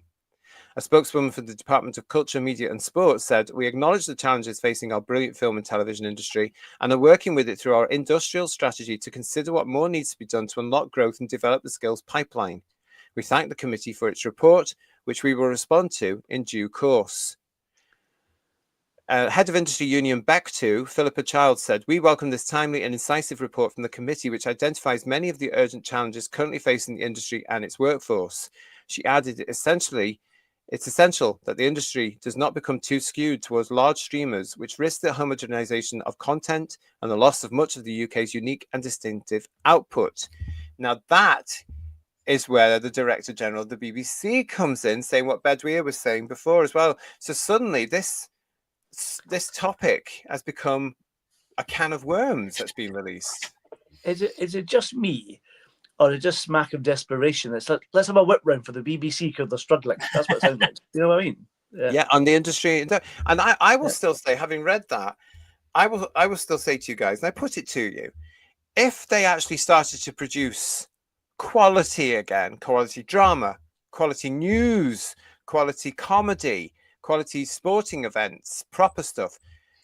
We've had Lineker kicked off recently. Well, he went before he was pushed, let's face it. Quite right, too. Less of the cocky, I'm all opinionated, I'm rich, I can say what the hell I want on the BBC. Perhaps the viewing figures would come back because perhaps we'd all start sitting down, watching the BBC for good quality stuff, and perhaps we would all invest in it again through the TV licence fee. What do you think? Well, we've said this all along, haven't we? We've said for a while that if BBC had quality programming and they went for a streaming kind of service and you paid for what you wanted, then that would be much better for the public in general rather than this kind of forced tax that you get, compulsory tax, Mm. I mean, it's a weird situation where, the BBC as a public service broadcaster doesn't seem to have to function like a proper business.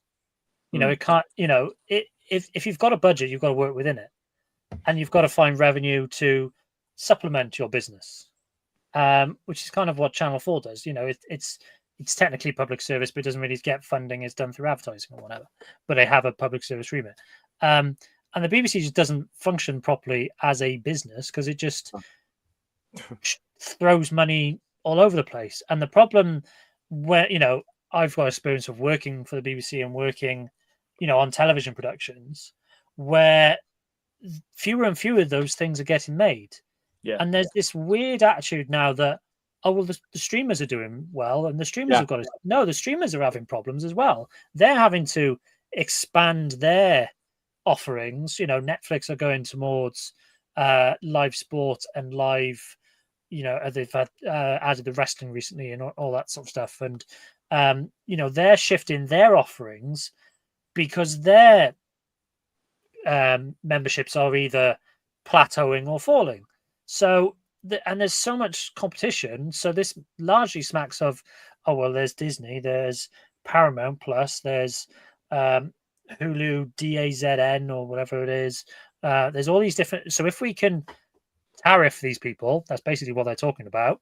Then we can make revenue and give it to the BBC to make stuff that we think should be made, which is not how it should work. You should be making content that people want to watch and want to invest in and want to sign up for subscription services too.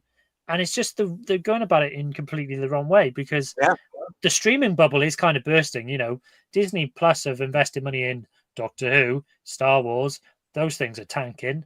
And they can't get a popular hit when they put a movie together anymore.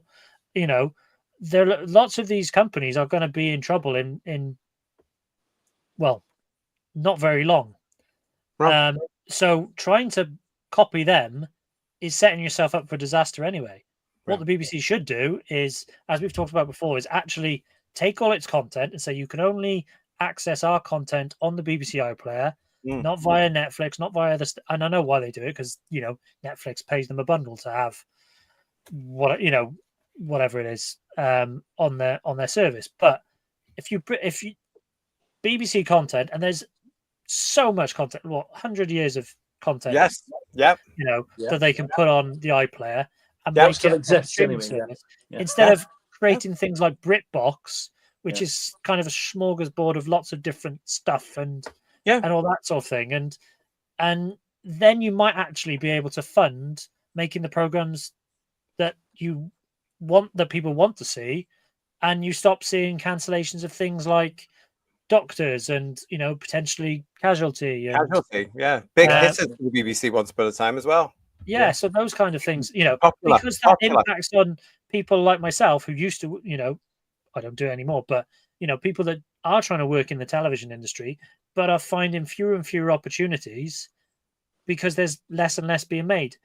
Yeah. Unless it's a Netflix show, but just wait until tariffs come in for television made outside of the US in the same way that films. It opens a can of worms, doesn't it? And what Tim Davie said on the back of that, I mean, I've long thought now he's the wrong guy for the job to run the BBC. I am absolutely 100% standing against that now. He hasn't a bloody clue what they're doing. And the fact is, they've got all these people that say the BBC should run like a business, but they wouldn't know what a business ran like. You can see that. You can absolutely see that. And when you look at the BBC's output, it's nonsense. Don't get me started on it. Let's go and look at the chat. Doctor Who is just one example of how stupid and ridiculous it's got. Richard Brooks is saying, simply make good television and the world will want to watch British television. I'm going to add there, Richard, again, if I may. Yes. Peter Venkman fansite saying, go on, Bedouin. No. So someone asked a question earlier of did more people watch the FA Cup final on the BBC or ITV? It's always the BBC. For big events, it's always the BBC that people go to because that's tradition, and actually they do a really good job. If they could do more of that, they wouldn't be in the mess they are. No, they wouldn't be.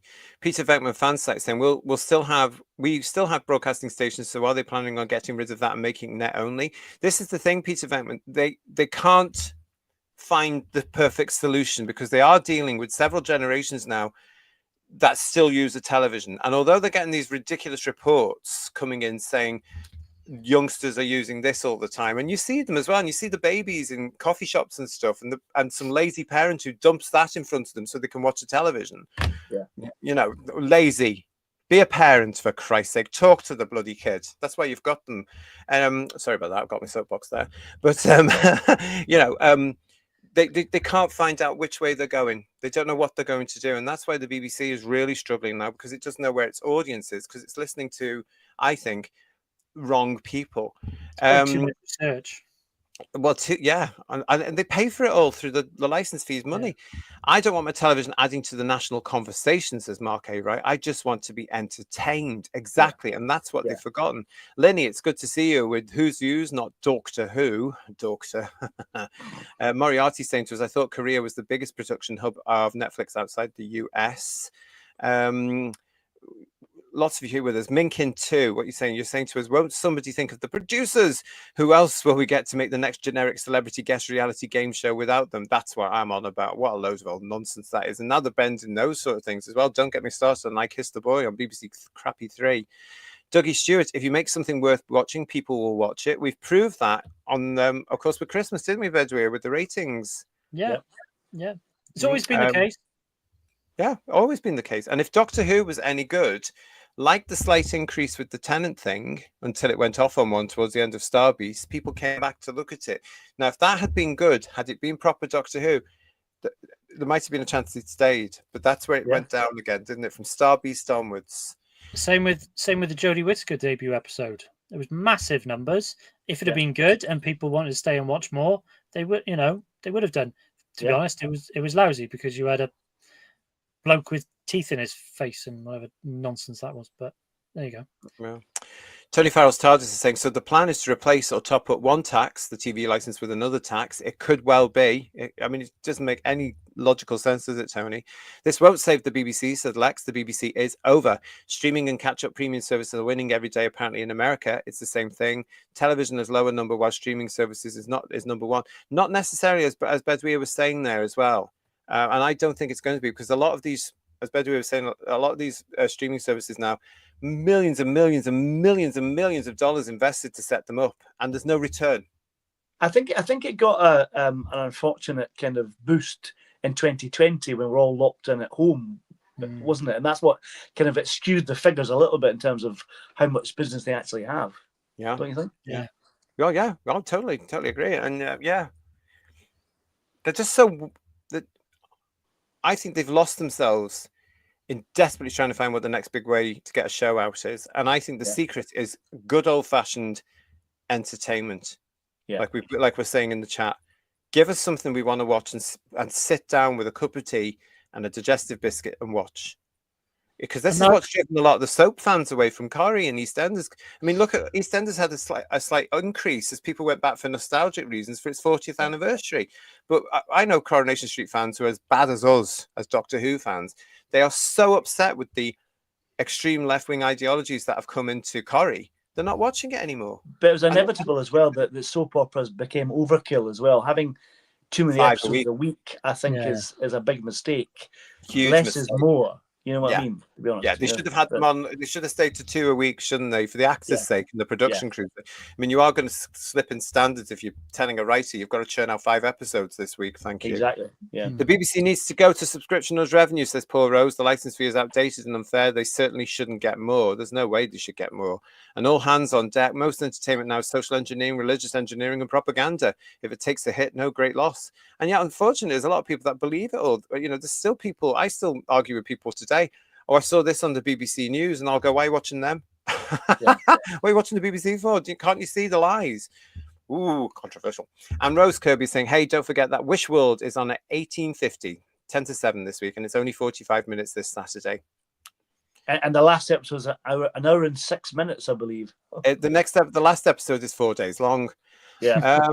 Our John is saying to us the second series of Wolf Hall was rubbish too, with several black actors playing English aristocrats, leaving aside that the novels are based on Elton incorrect interpretation of Tudor history. Yeah, it's a shame really, because the first series I quite got into because I love all that Tudor stuff, and I know when it's being fictionalized because I quite like that part of history. And that was too much for me. They just went a little bit too over the top, I thought.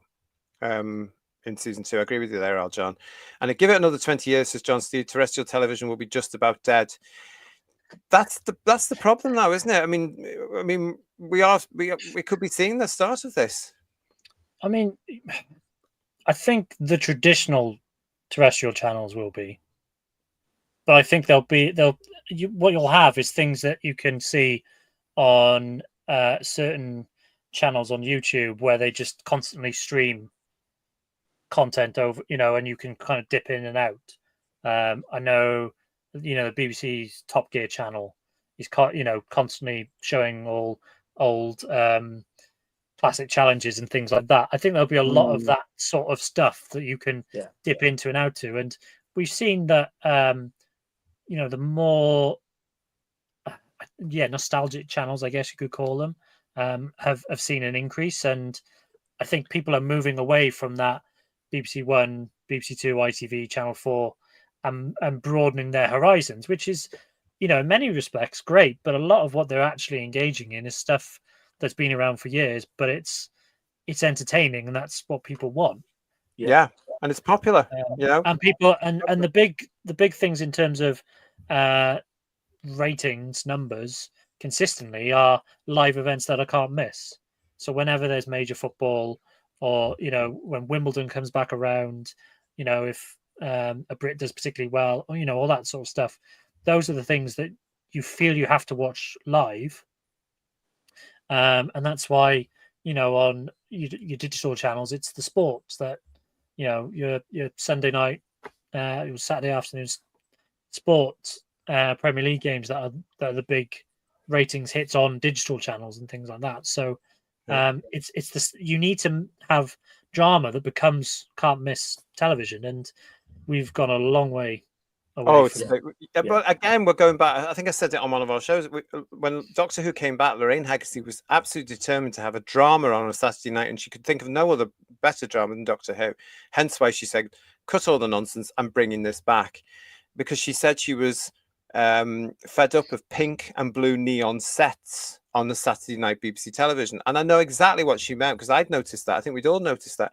They're back to that now. They've gone back to that mentality of cheap television. But it goes in cycles, doesn't it? I mean, over the years, it's always been that kind of cycle, hasn't it? You know, after 4 or 5 years, it comes back again and changes and develops and goes back to the start. Just a loop all the time, you know? But they need to do something because they've got their own people in there again now by the look of it. No, but that's exactly it. As you just said, JT, it's cheap television. Cheap. So your game show stuff is the only thing that they can afford to do now. Yeah.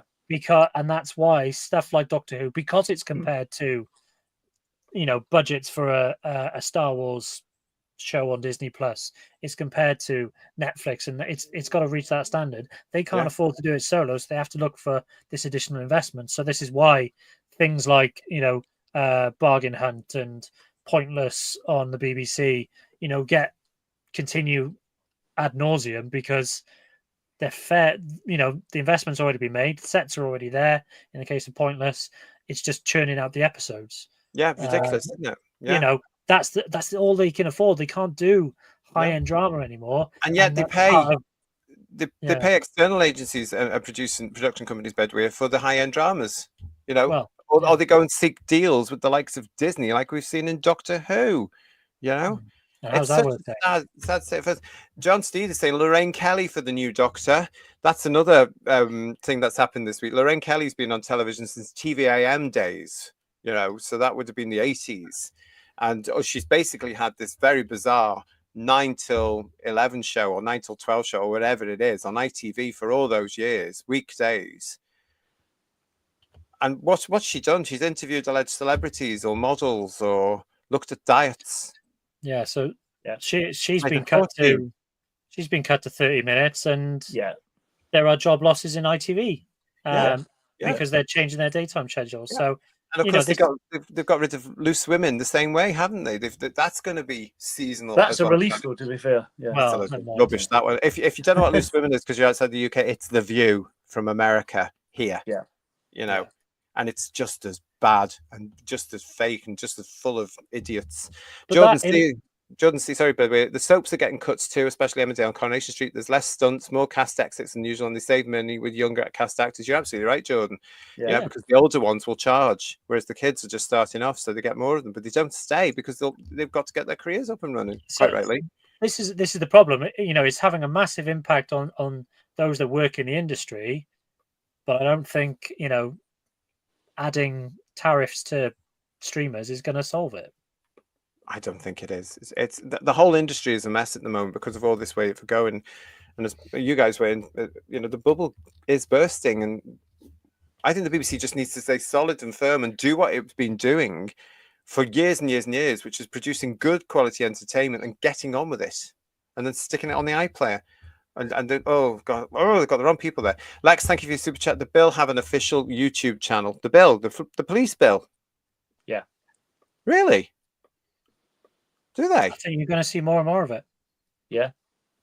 Well, it's like I've said before on the show. I'm very interested in what they put on the Doctor Who one because I've got a feeling about that. I just think, they're testing things out.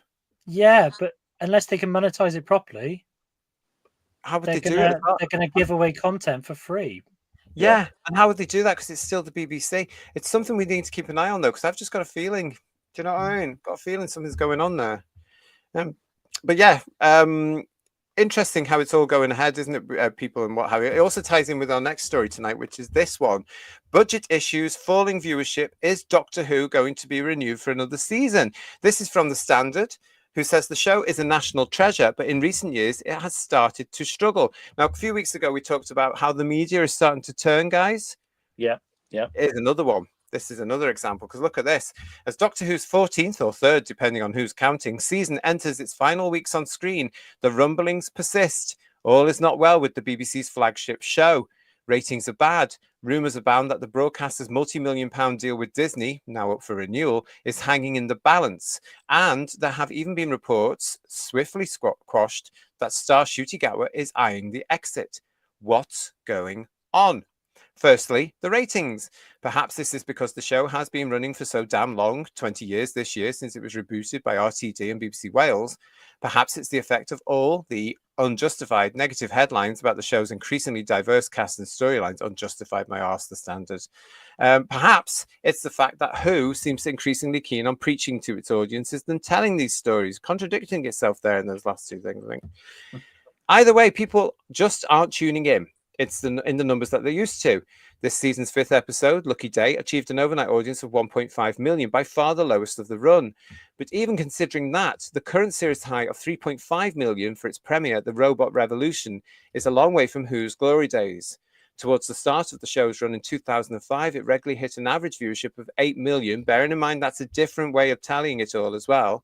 And in 2009, for David Tennant's 3-episode run of specials, it hit 10 million. Over the years, that has steadily declined, barring a slight bump in 2023, where Tennant made his reappearance as the 10th or 14th, technically, Doctor. This isn't just about Who, of course. It's also a consequence of the streaming revolution, dividing our attention between more platforms than ever before and stealing eyeballs from legacy broadcasters. The BBC are aware of this, of course they are, and in recent years, attempts have been made to give the show a little extra pep. Most notably, this has come in the return of beloved showrunner RTD, who helped bring the show back and steered it to its ratings glory in 2005 alongside Eccleston and Tennant. This was followed in 2022 by a multi-million-pound deal with Disney, which gave the show a much-needed cash injection in return for exclusive streaming rights outside the UK. The deal was for only 2 years, so it remains to be seen if Disney will continue to fund Doctor Who going forward. But there have also been rumours of trouble behind the scenes. In February, it was suggested that Gatwa had quit the show in pursuit of success in Hollywood. Ncuti doesn't want to be tied to the series beyond this and plans to relocate to Los Angeles, with several Hollywood projects standing by for him, a source told The Sun in February. His team also see a lot of fan backlash from the series and don't want the perception of him still being the Doctor to get in the way of any future work. The show has been poorly managed in recent years, and there's a lot of people who've been working on this show for years and now being cast aside due to the poor leadership. This was firmly rebutted by the BBC at the time. This story is incorrect. Doctor Who has not been shelved, a spokesperson said. As we have previously stated, the decision on Season 3 will be made after Season 2 airs. The deal with Disney Plus was for 26 episodes, and exactly half of those still have to transmit. As for the rest, we will never comment on the Doctor on future storylines. But Season 2 is now coming to an end. So where does that leave Doctor Who? Certainly Gatwa has other projects on his radar. There's a much publicised run of Born with Teeth coming at Wyndham's Theatre from August until November this year, which already makes it difficult to gauge whether a third season would even be shot if it's greenlit. And apart from the upcoming spin-off, the clumsily titled The War Between the Land and the Sea, nothing else has yet been given the go-ahead. Not even the showrunner, who has himself committed to a new project bringing his LGBTQ plus drama Tiptoe to Channel 4, thinks that Who will survive without outside money. I had already said in interviews that I think Doctor Who will have to become a co-production. There's no way the BBC is going to fund that, RTD told the They Like to Watch podcast about the Disney deal. You've also got to look to the long term at the end of the BBC, which is somehow, surely, undoubtedly on its way in some shape or form. Whether it's Doctor Who going to do then, you have to prepare for that. If the Disney deal doesn't get renewed, the BBC face a difficult choice: either shop around for a new partner, take things in house, and if neither of those options work, put the show on hiatus. And maybe it's time. 20 years after it was first rebooted, perhaps we're all simply a little tired of it. After all, there are only so many stories about aliens that can be told, which is probably why the show has leaned so hard on various cameos in recent years: Tennant, Catherine Tate's Donna Noble, and even hints at the return of his granddaughter, Susan. Plus, Doctor Who has form in resurrection. It came back bigger and better after being unceremoniously axed by the BBC in the late 80s, and has a thriving off-screen presence with radio plays, spin-off books, and fan conventions still going strong. Perhaps it's time to put the brakes on and let us take some time to fall back in love with the show again. After all, it's a national treasure, and it'll never be dead for long. Wow. I mean, is it doing that well? No. It's interesting that described Russell about steering the ship. I think he's crashed the ship now. I have to say, it's more like Titanic than any kind of form of success, isn't it? Yeah. So, but it's interesting this. I mean, I still think if Disney were going to renew this and continue with it, if this was a big success, they would have actually renewed it before now.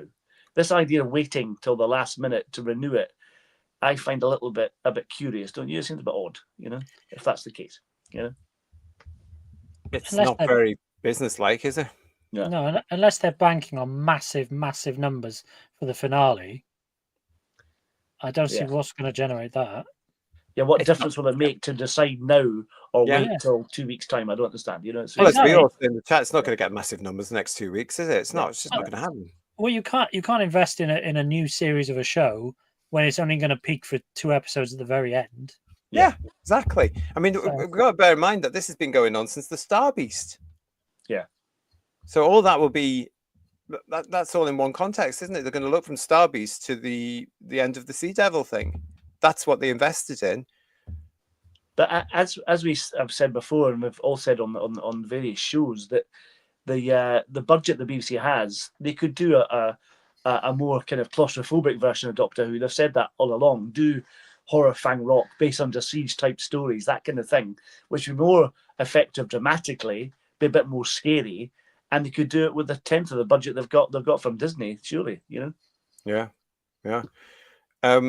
That journalist really has his finger on the pulse of a corpse, says Craig Dunlop. We've got here as well, Pete Harrington said, does Disney have the New Who back catalogue from 2005? No, it does not. That's the BBC. So no, it doesn't.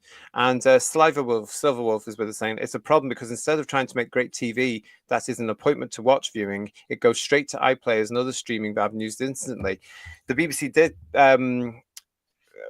they have experimented with several shows where they're doing that as well, and it was successful for them. The Peter Kay thing, of course, with the car. What was that called? Yeah, that was really good. Yeah, it was good. That was great. Yeah, but that's because it was quality comedy.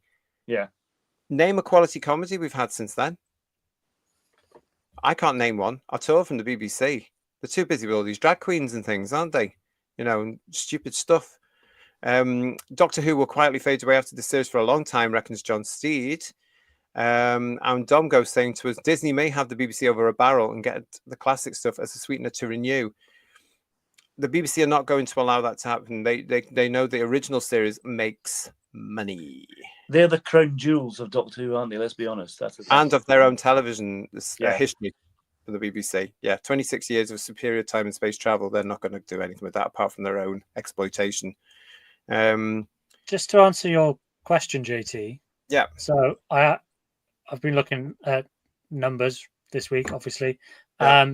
But the top 10 comedy programs for the 5th to 11th of May, you had Dad's Army on BBC Two, Dad's Army at the BBC on BBC Two.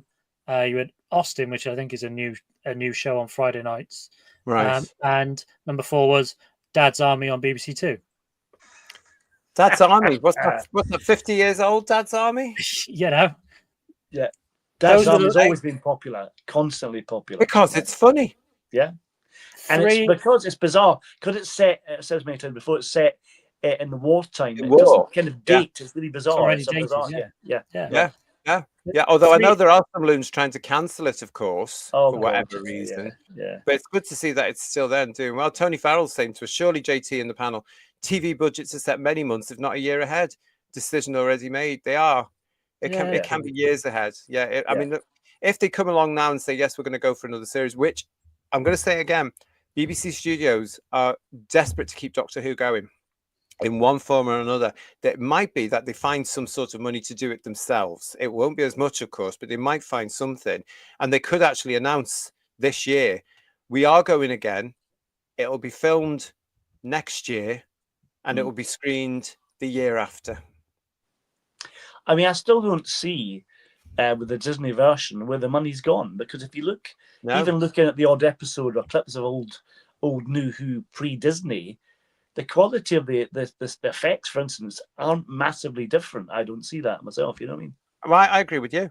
And so does Jordan. We'll come to Jordan. But David's saying to us, David Shaw, what if Doctor Who takes a break for 5 years? Well, listen, David, that's nothing to worry about, because some of us lived through 15 years of the thing not being on air. And things happened, and it was brilliant, actually. Conventions still happened. The merchandise was quite good. Fan productions came along. Big Finish was born at that particular point of time as well, of course. So much happened. It will happen again, but this time around it'll be more cult-like. It really will be, because a part of fandom will disappear, I reckon. So it's nothing to worry about. But they're not going to let it disappear for too long, because I'm telling you, the BBC studios want it back. They know they've got a money earner and they want to keep it there. I'd be a little bit worried in terms of what landscape it would come back into in 5 years. That's the problem I've got. You know, I mean, it'd be a case of like, if show business is going to go down this nonsense where they are collectively coming together to take on the Supreme Court, for example, I wouldn't want Doctor Who back in that at all. Yeah. You know, I wouldn't want that at all. We've got Jordan saying to us here that they may as well make themselves if they're going to do a new series, because where is Disney's budget exactly? Yeah. It's interesting, isn't it, really, everybody? It's interesting. But the other thing that got me about that article is the writer there, the journalist, has actually looked at the fact that cameos is all Doctor Who seems to have been since the Star Beast came back. And indeed, in Chibnall's era, cameo, bringing back iconic characters from the original series. Now, as Paul and Ian are always pointing out on our review shows, RTD, when he came back and allegedly rebooted the show and brought in Gatwa and the Disney Who, repeatedly said for those first few months that you don't need any knowledge of the previous 60 years of Doctor Who. Now, we all know that wasn't true, because what's he done since Gatwa took the role? Well, the Celestial Toymaker was the first one, wasn't he, in the 60th? Let's face it. Well, technically, the Star Beast is kind of as well, isn't it? That's a fan choice That's as well. a fan thing, yeah. But the Celestial Toymaker harkened back to something in the 60s, and then you've had other things going on. So from Chibnall's last one, what was that called again? Power of the Doctor. Power of the Doctor. It's been that. And of course, the weekend just gone in the Interstellar Song Contest, it happened again with the Rani, which was originally, of course, as we all know, played by the legendary and the gorgeous Kate O'Mara, now recast twice over for this particular episode, with Anita Dobson revealed as the Rani and then bi-generating into Archie Punjabi. Oh, goodness me, I've got a headache just thinking about it. This week, BBC Studios have started to push the episode Wish World, which is coming out this Saturday. We'll be back here, of course, on Friday to have another look at that, 8 o'clock, usual time. But here are some of the pictures they've released, if you haven't seen them. And as I was saying earlier in the show, these are pictures that I sort of look at and can guess the episode. Now, bearing in mind the episode is called Wish World, I personally reckon that the Doctor, or whoever Gatwa is playing there, is married to Belinda, or the form there, and that's Poppy, the space baby. I've heard he's called John Smith in this, but it sounds a bit like, oh, here we go. We're doing Human Nature again, are we? Exactly. That's exactly what I thought. And trying to cast my mind to that awful thing, Space Babies, last year, which didn't they say something along the lines of they didn't know where their mummy and daddy were? Yeah. And RTD has let it be known, as has Anita Dobson, that Space Babies turns out to be a very important episode in the finale. That's another thing. You couldn't make that up, could you? That's the most important episode. Yeah. Good grief. Yeah. That was the episode that put so many people off. Yeah, exactly. And they're retreading it. It's incredible. Yeah. It was shown back to back with episode 2, and it lost about 100,000 viewers in 5 minutes. And that was with Shooty pleading to the audience in between time to come back for part 2, remember? So. Yeah, that was pathetic, wasn't it? Yeah. But this is what's happening, and it ties in with what we're talking about here. I mean, this is the problem, isn't it? They filmed it all as one because they thought it was going to be the best thing ever, Yeah. Here's another couple of photographs for you, everybody. Here we go. This is Millie Gibson back as Ruby Sunday. Nice picture of Millie there for you. And then there's that fella from Unit. Now, notice the style of them, the sets here, everybody, in the furniture. You've got an old 1950s vibe going on, I think, here with the typewriters and stuff like that. Here's another one for you. Right? Oh, there's Susan Twist again. And there's Susan Twist in the same character she played in The Devil's Board. That's right, yeah. You see, who viewers, I was sort of paying attention.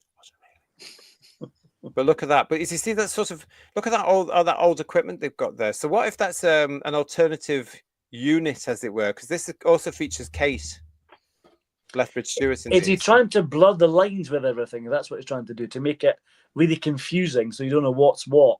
And then continuity goes out the window completely. That's what he's trying to do, yeah. We'll soon find out, won't we? Because it just looks... Let's just redress the unit set because it costs us a bloody fortune. Yeah, Wish World is coming this Saturday. We've got this article, by the way, everybody, from Tech Radar. What on earth? Doctor Who fans react to the confusing teaser image after Mrs. Flood's identity was finally revealed. Apparently, according to Lucy Douglas at Tech Radar, the Interstellar Song Contest had everyone's jaw on the floor. Well, not according to our show on Sunday, because the only reason that the panel's jaw on the floor was for how bad it was. They were all going, oh, you made me watch this. But anyway, let's have a look, see what she's got to say from Tech Radar. There's a lot to unpack here, Whovians, I hate that term, as Doctor Who just aired a huge reveal that might change the course of this season entirely. The most recent episode had everyone shocked as we finally found out who Mrs. Flood was after weeks of being tormented. A couple of years, really. In fact, showrunner RTD has been teasing her identity since Christmas 2023, when actress Anita Dobson made her first appearance and broke the fourth wall and revealed that she knew what a TARDIS was. Now we know why. And it's worth the wait because RTD has just brought back an iconic villain in the form of the Rani, a renegade Time Lord from the Doctor's home planet of Gallifrey. Viewers watched as Mrs. Flood began to bi-generate, splitting into two figures, one played by Dobson, the other by Archie Panjabi. Yawn. Our name is the Rani, Panjabi's version reveals, with Dobson seeming to be subservient to the newcomer. Panjabi added, she's become a Rani, while I'm the Rani, the definite article, so to speak. If the return of the Rani wasn't shocking enough, a teaser image for the next episode has got everyone freaking out in italics, with one post on X generating over 800 likes with plenty of confused viewers sounding off. What was the picture? I hear you cry. Is it? Yeah. Yeah. Yes, it's this one of the Rani holding a baby. A white baby, by the way. And that's apparently caused a lot of speculation. Yes. Also, the fact that she's wearing a cloak with a hood on it, everybody. As but didn't they establish though that was actually Ruby's birth mother? Yeah, but apparently it's not. But because this is a fantasy reality, isn't it? That's why, probably, I don't know. But yeah, they're speculating this could be Ruby's mum, and that's Ruby's a baby. You know, it's like, okay. Ruby hasn't even been in this series. For I know, it's crying out loud. Yeah. Oh. Anyone else getting a headache already? And we haven't even got to Saturday yet. The article then finishes with this. It's the Rani with a baby. Yes, what on earth is one way of putting it. Naturally, fans have sprung into action, with many trying to figure out what this image could mean. A few have suggested she could be the mother to the space babies from the episode of the same name. But there's one theory in particular that really caught my eye. That's the author of this. As fans know, Ruby Sunday was abandoned as a baby, but there's still a lot of mystery around what exactly happened. In emotional scenes, she reunited with her birth mother, Louise Miller, but is there about to be a further twist in the tale? Is the Rani holding baby Ruby in that promotional image? It's certainly a strong theory, with many pointing out that the cloak she wears looks a lot like the one in the flashback scenes where baby Ruby is left behind. If that is the Rani, then things just got very interesting indeed. Has it? Yeah, fascinating. Yeah. I'm so intrigued. Not. Yeah. So. No, I mean, anyone else not care? I mean, they tried to milk this last year, and we've seen didn't really do good ratings. No one cared. I think again, we keep saying this. This is the problem of doing the two series back to back, and assuming that everyone's going to love this, everyone's going to be so on board with this, and they're going to follow all the way through to the very end. And over 2 years, they're going to get this wonderful story out. No one cares because people have turned off. I'm still shocked the retreading space babies. That what? Really? What? Yeah. Really pushing it. Really pushing that one. Please go back and watch it. A lot of you in the chat, you're kicking off here as well. Great to see you. So thank you. We've got the baby is William Hartnell, says Dom Go. That wouldn't surprise me. Yeah. No, that would, as we said, everything is up. We've got Doctor Who, the Mavity years from Frank. Hello, Frank. How are you? Yeah, PTA saying to us, we might get a tri-regeneration with Shooty Billy Piper and Jinx Monsoon. Oh my God, can you imagine? Austin saying to us, it's Wish World. Anything goes. Sutet will come back to life if news of Ruby's mum comes out.